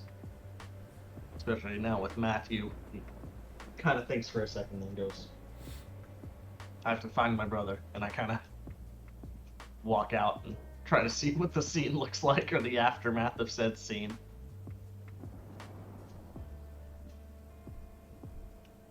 Though it's still storming, it is during the day, and there are people about, and they seem happy and normal.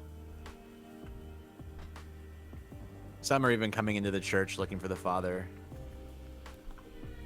Oh, what day is it? Sunday, and I'm meant to be delivering mass. It's Saturday, January 1st, the first day of the new year, 1778. Or 1779, excuse me.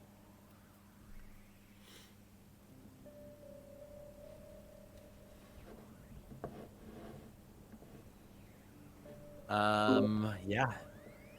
Everything seems extremely normal and business as usual. I'm But I- going to go ahead. Well, I'm going to open up some navigations so you can see places around town and kind of decide where you might want to go from there, what your next move might be. I was trying to look before we go though to see where the father had allegedly fallen down, passed out, and maybe the rock was there. If not, that's fine. I just wanted to check. Yeah, you can't tell at all where it may have been or where the rock is. Okay. Kind of grumble, but I'm like, oh, got what we needed out of it at least.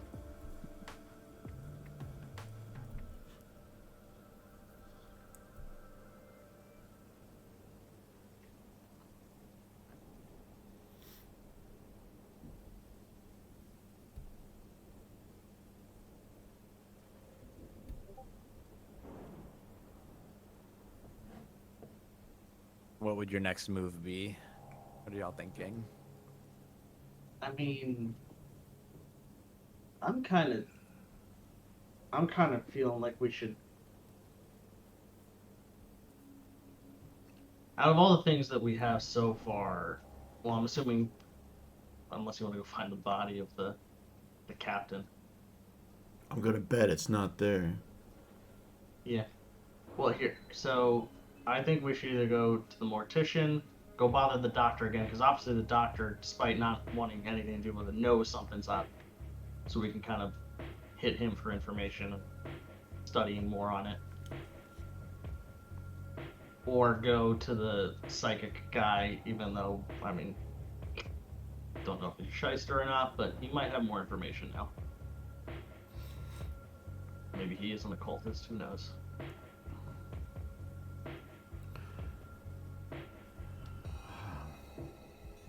Any preferences on that, you think?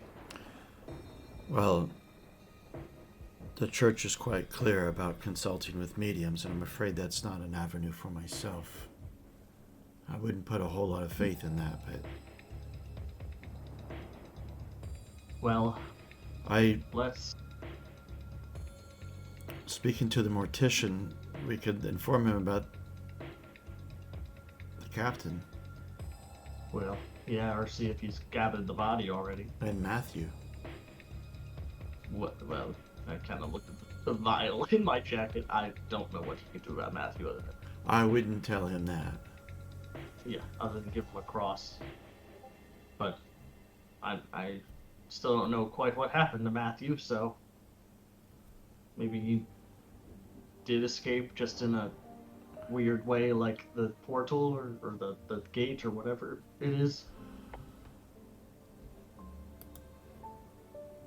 Or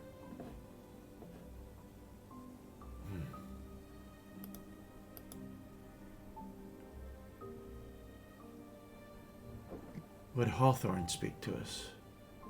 He owned the Deep Reaver. What was his purpose?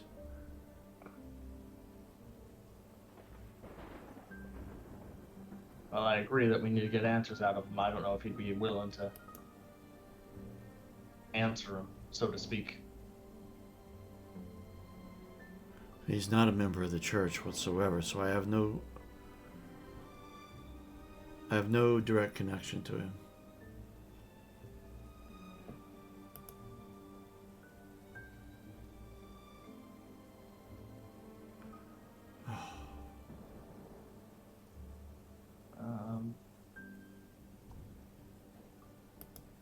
There's the reporter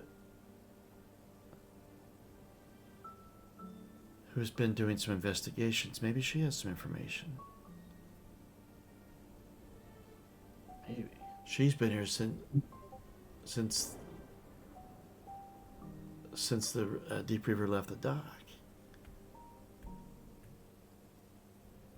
Although where she is, who knows? Yeah, do we know where she's staying in town, roughly? Or no? The reporter. Yeah. Yeah, she would have probably just been put up at the seaside.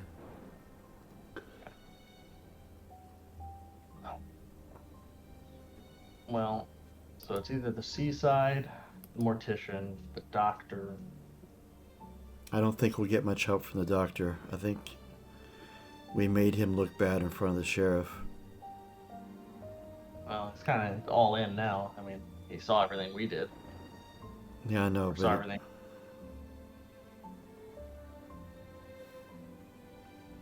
I mean, we can always come back to him, I guess. I think so. He wasn't too willing to help us last night, so I think we need to look for fresh info before we even consider looking back at the doctor. Well, then that leaves the reporter going to the mortician to see if he found the body or see if anything. I don't know, found other bodies, I guess. Maybe that's where Kip is. Yes, Hopefully not. I think the mortician is our first destination. You know, or Matt, did he stumble out and die? I mean, did anyone find him? No. And then the captain. I say we have multiple reasons to go to the mortician.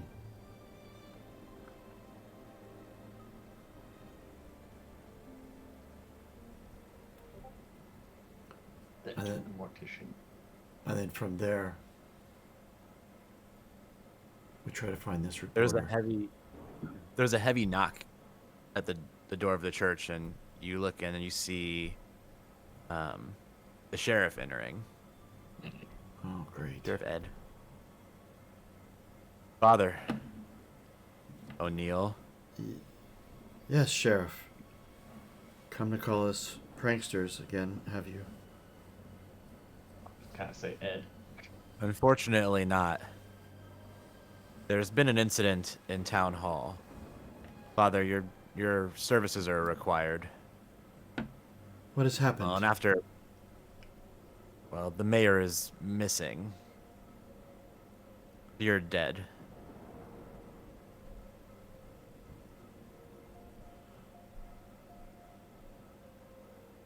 And after your story last night, well, O'Neill, I guess you better come along too. Kind of looks at him and goes, "Well, all right." He kind of starts walking. One moment. I go and grab a Bible and my rosary's already with me, but I stick the Bible into my inside breast pocket. All right, let's go.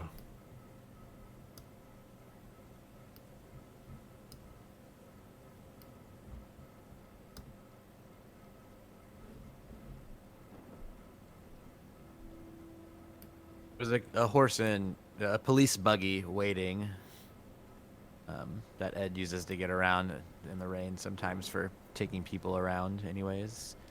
And he takes you into the center of town. The storm is still raging. And he says,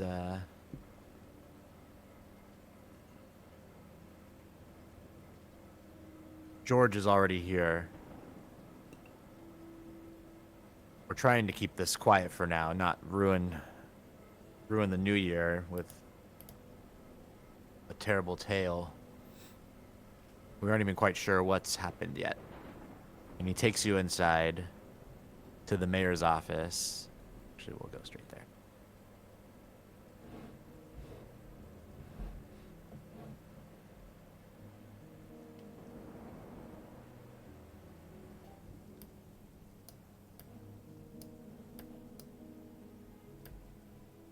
George Stern is there. He is the local mortician and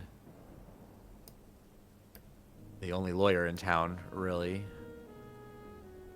calling himself a solicitor. The room is torn apart. There's just papers and everywhere, trash emptied,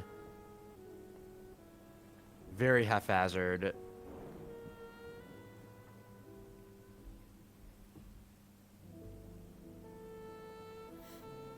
And everything is covered in a thick slime.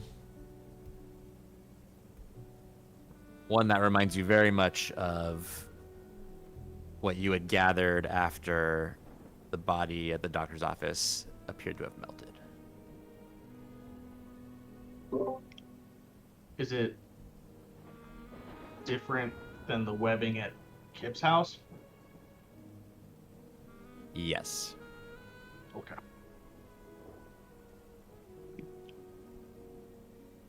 It's more like goo and slime. And everything is a little bit damp, almost similarly. That is one thing that is similar to Kip's, is that it seems like it was almost a flood and only in this room. And the window is shattered. In a mysteriously tentacle-shaped hole.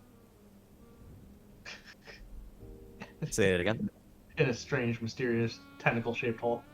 Oh. No, it looks more like something leaped through the window. It's shattered entirely. And as you're looking around, George says that it appears something went out the window, when considering the break pattern, rather than breaking inside. Looking down below, we see nothing. I mean, there's rain, but we see nothing really. Yeah. And there is that smell. It's not extremely powerful, but it's that smell of the sea mixed with dank, rotting meat, and reminds you of the whale sitting at the pier. Or in the marina, I should say. So, this actually might be pertinent. I've been in fights. Does it look like a fight happened here? Or does someone just look like someone tore through the roof? Like, there's a difference, probably. Yeah, it looks more like a wild animal tore through the room. Okay.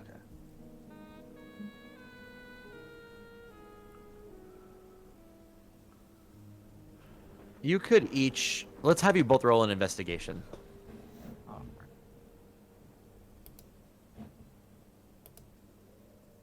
Assuming nothing stable falls into place here.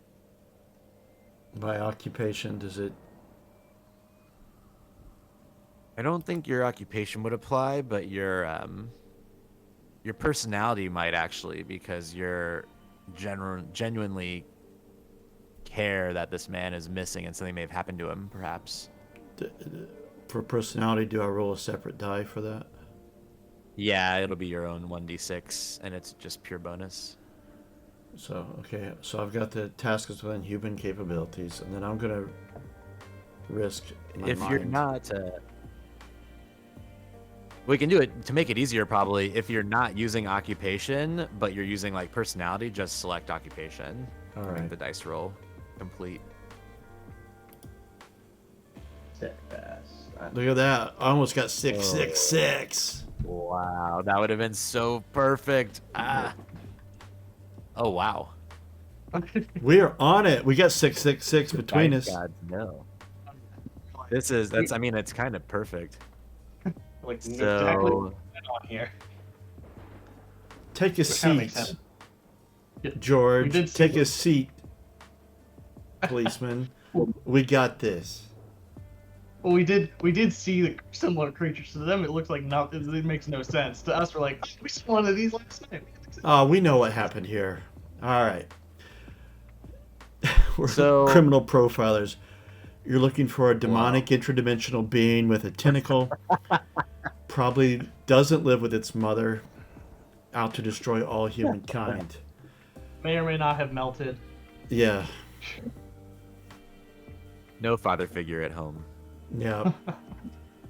Okay, so Turner, you go to the window and you're looking out as he's explaining to like how it appears something broke out the window rather than in.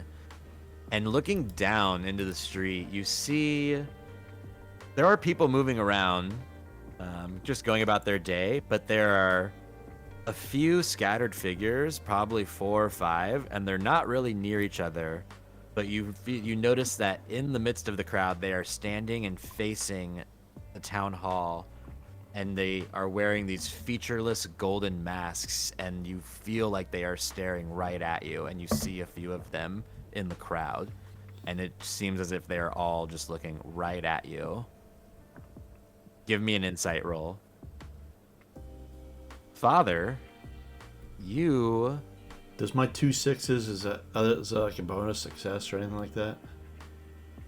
No, but it's going to feel like it because you are searching the desk and the room and you find this kind of like sea green with shimmering blue qualities, and it's a necklace, but it's more like a thick Egyptian amulet almost. And it feels slimy to touch.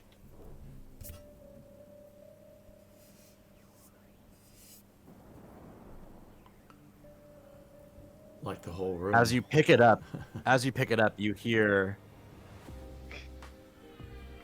a distant drum beating, but as if you were underwater. It almost feels just this subtle noise in your head. You look around, it doesn't appear that anyone else hears anything. What floor are we on? The 4th floor.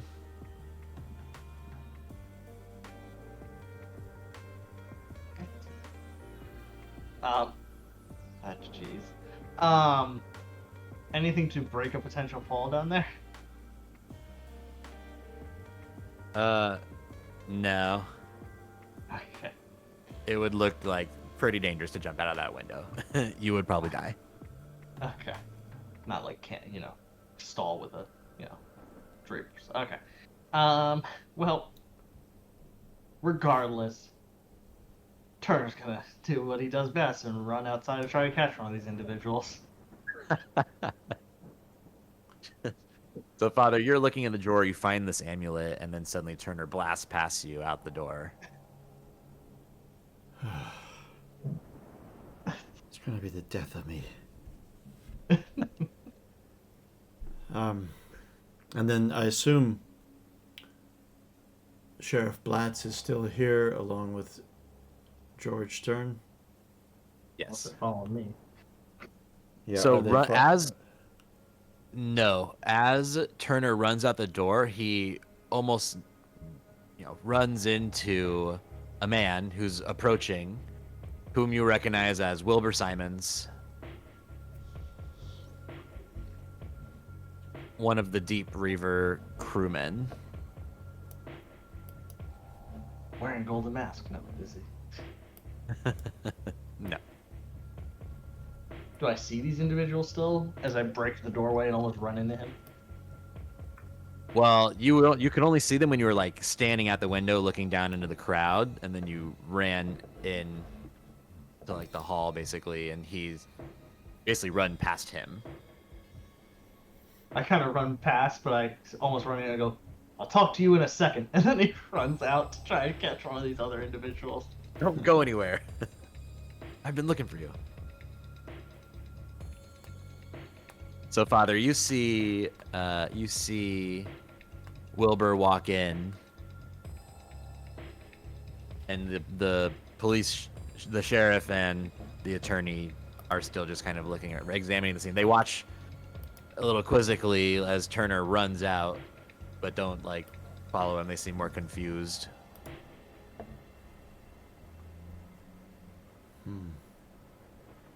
Wilbur walks in and says, "Ed, George, good to see you." Shakes both their hands, and they kind of bring him up to speed as to what's happening.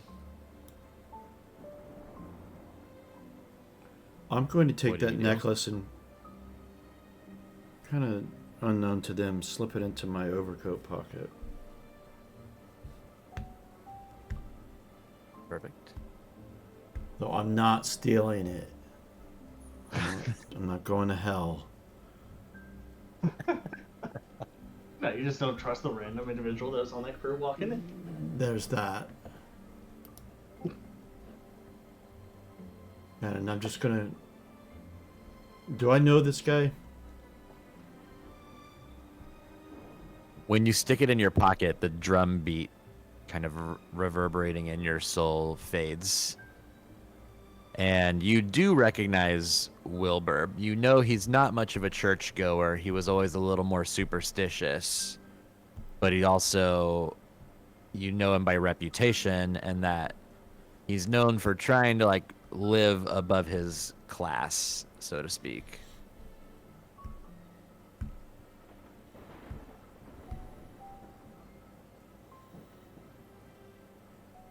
Mr. Simmons. He nods at you, Father. Good to see you. And you. Though I'm not sure why you are here. The mayor has not been proclaimed dead, has he? I was summoned here in case that may be the case. You know, last rites and all. But we haven't found him. I'm actually wondering if you have seen other members of your crew.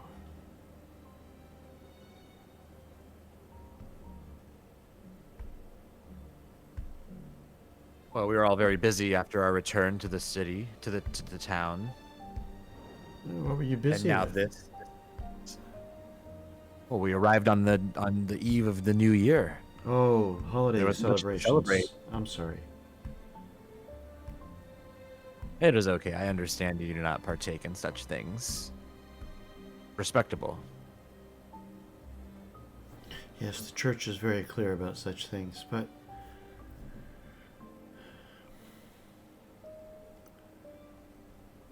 There's suddenly a scream from another room, and everyone like kind of is startled and runs out into the hall. Turner, you hit the ground floor and run out into the crowd and the rain, and there's a boom of thunder, and you're looking around kind of frantically, and you don't see a single person wearing a golden mask anywhere. And then you hear a scream come from inside the building. After a last look, I kind of growl and keep a mental note of what that looked like, the masks, and then run inside to find what the scream was. Run all over the place.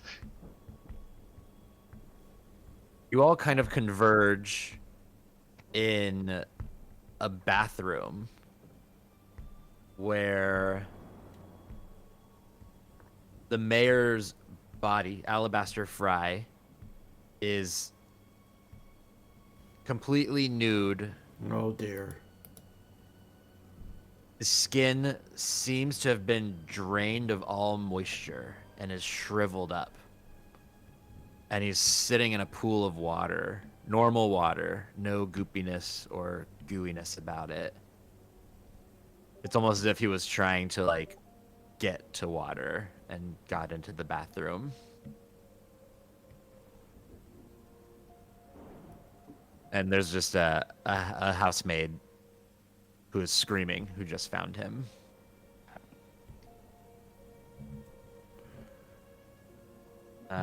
Looks The like sheriff or he's- George will take her and get her out of there and kind of be consoling her. Sheriff Ed goes and starts investigating the body. Warner, or excuse me, Wilbur looks sad and kind of like he's thinking, and he crosses his arms, shaking his head, and says, "A pity. This does not bode well for the new year. A terrible way to start."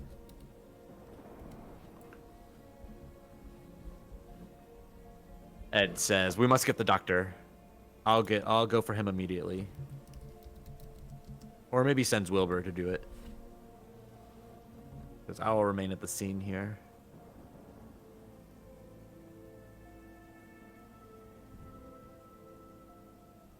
Wilbur passes Turner in the hall as he's leaving, and we found him. I have to go. I'm off to get the doctor. Just to see if I can read his face, I go, well, if you pass any individuals with golden masks, how about you stop them first? He just gives you kind of a confused look. Okay. Yeah, and keeps moving, but kind of like stares back at you as he passes. I go up to the mayor's body, pull out my Bible, and I kneel down.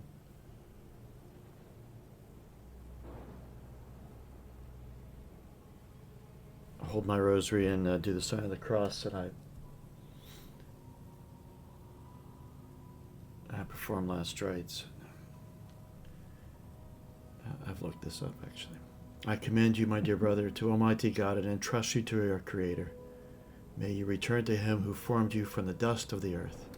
May Holy Mary, the angels, and all the saints come to meet you as you go forth from this life. May Christ, who was crucified for you, bring you freedom and peace. And then I pray silently. While he's doing that very commendably and nicely, I'm going to observe the body, because even it's in water, right? Does it look like anything's being absorbed into the body at all, or is it still staying bone dry mysteriously and strangely enough? Yeah, it's almost like you say, bone dry when you touch it. It's just as if he's been completely shriveled and dead for a long time. Even the submerged bit, like nothing's getting absorbed, like nothing at all. Even as Yeah, it he should. couldn't get into much. Picture a late 1800s bathroom. There was just maybe a washing bucket as well, and he tried to like knock the bucket over and is just laying in like a shallow pool of water essentially. Oh, okay. So he didn't even make it to a bathtub, really. Okay, so it's No.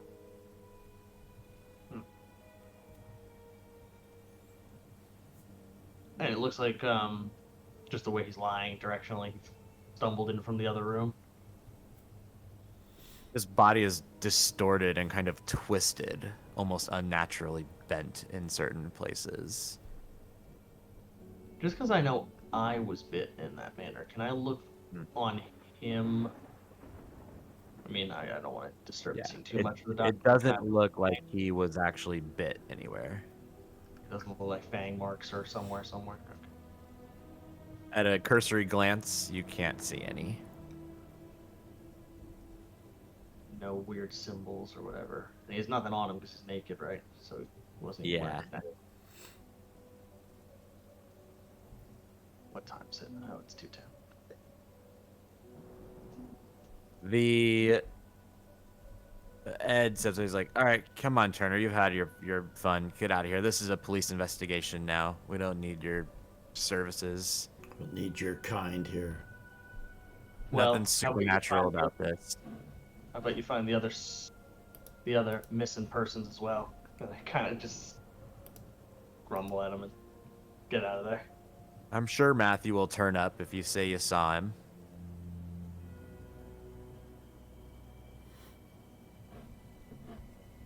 Okay. I unfortunately have to start getting ready to go to work. Yeah. Oh yeah, we're a little over time. That's a good place to stop.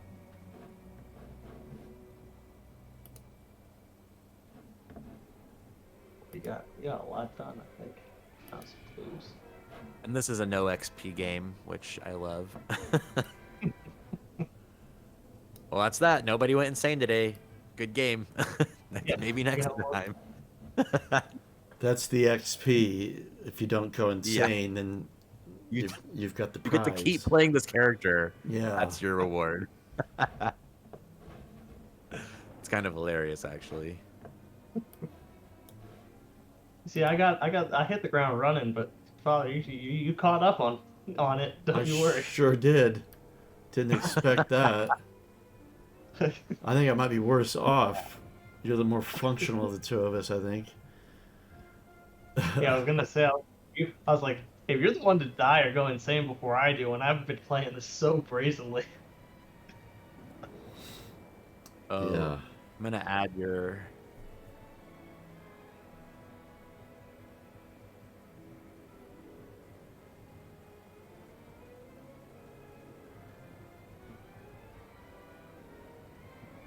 I'm adding your amulet into your notes. One. I tried to add notes generally earlier, and it got rid of it, so it did not work out. But that's fine. What, on your Oh, character? Yeah. Wait a minute. Mine better still be there. Oh, they're still be there. Yep, did you hit Yeah, save? they are. I didn't see a save button, so Oh, it's, it looks like, Like a little down, a load arrow. yeah, it looks Oh, like it's okay. pointing down to a hard drive thing on its side. what I think happened, I think I rolled, and then it got rid of everything. So I was like, oh great, all right, well. Yeah, you have to, before you But- leave the sheet, you have to hit save. It's pretty, that's a built-in Foundry thing. That's not just from the coder of the system, but I'm just gonna make a few quick notes then, yeah, because you created a few items. You have a knife, you have rope, you had, God, there was something else. And I have a vial of Matthew. Vial of Matthew Goop. I have the suicide captain's flask. Oh, I think that's what it was. I'm trying to think of. Yes, you have whiskey. It's what was his name? Rudyard's whiskey flask.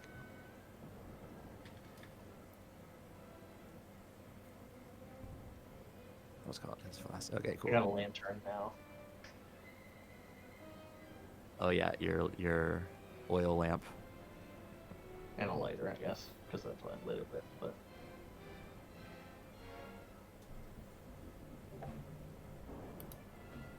Okay. Nice. What do you guys think? That was interesting. I like it it. was. Very I'm not unique. sure. I'm not sure I like Cthulhu Dark more than Cthulhu regular, but I definitely like Yeah. that. It's still more investigation based. That's what I like about Cthulhu anyway, or more role play based. It seems because we don't have to make a lot of rolls, or it's not. It's just so rules light. Yeah, it's meant to just focus on role play, and then it rolls in where it makes sense. Yeah, I agree with you, Jacob. Between the two, I'd prefer regular Cthulhu, but this was fine. You talking 7 of call? Yeah. Yeah. Yeah. I mean, I like the settings too. Don't get me wrong. I like. Oh yeah, Dark the Ages. story is all great, all of it, and I wasn't so sure about the rules light of this, but it's actually not quite as light as what I thought it was. Yeah. But I I always just have a natural inclination that I'm not a giant fan of. I always forget what it's called. My brain's not working. What's it called? The Howard.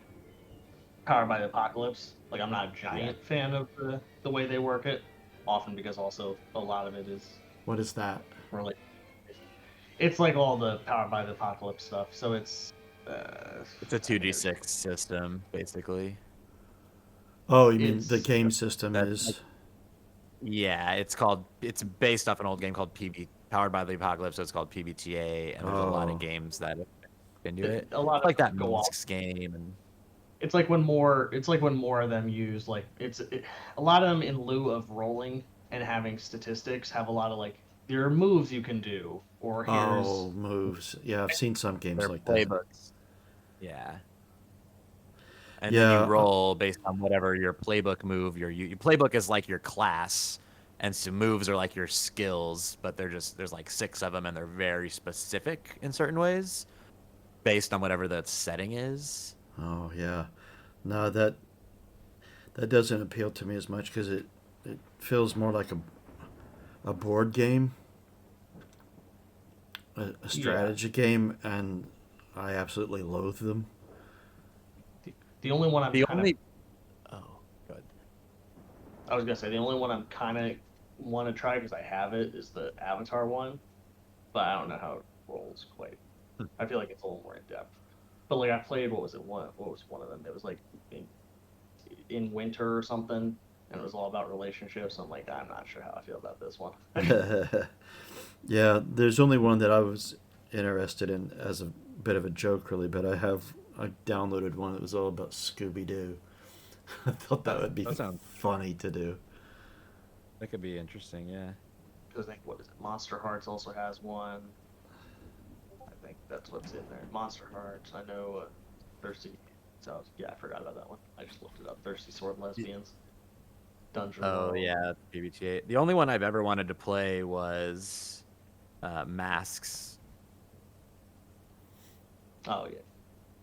Yeah, that's just like, and I liked. Oh, I just found what I was looking. It says, you don't take damage. You like gain conditions, and in order to clear a condition, you take a specific action, such as to clear angry, you have to hurt someone or break something important, and use different like comfort, support, and team moves. So I like how affecting your mechanics, you have to literally do something, kind of like how this is doing, like take a drastic action. It's like you have to do something like that to clear your various conditions you get. I Or like that's what that gives you like the too. modifiers. But out of other games I've played, if I were to stack it against something, I like Bison's way of doing it better. Like if you've played Bison before. I've I not haven't heard. played Vaison, but I really freaking want to. It's very investigatory, but it's kind of the same. Like there's no HP really. You have like mental conditions and physical conditions Oh, you that's pick up, right. and then yeah, and then when you pick it up, I mean, until you get kind of either quote unquote healed, but usually it's like you rest or it's the end of the scenario really, and then you heal, depending on how long the scenario is. But basically, it affects the rest of your rolls associated with that skill.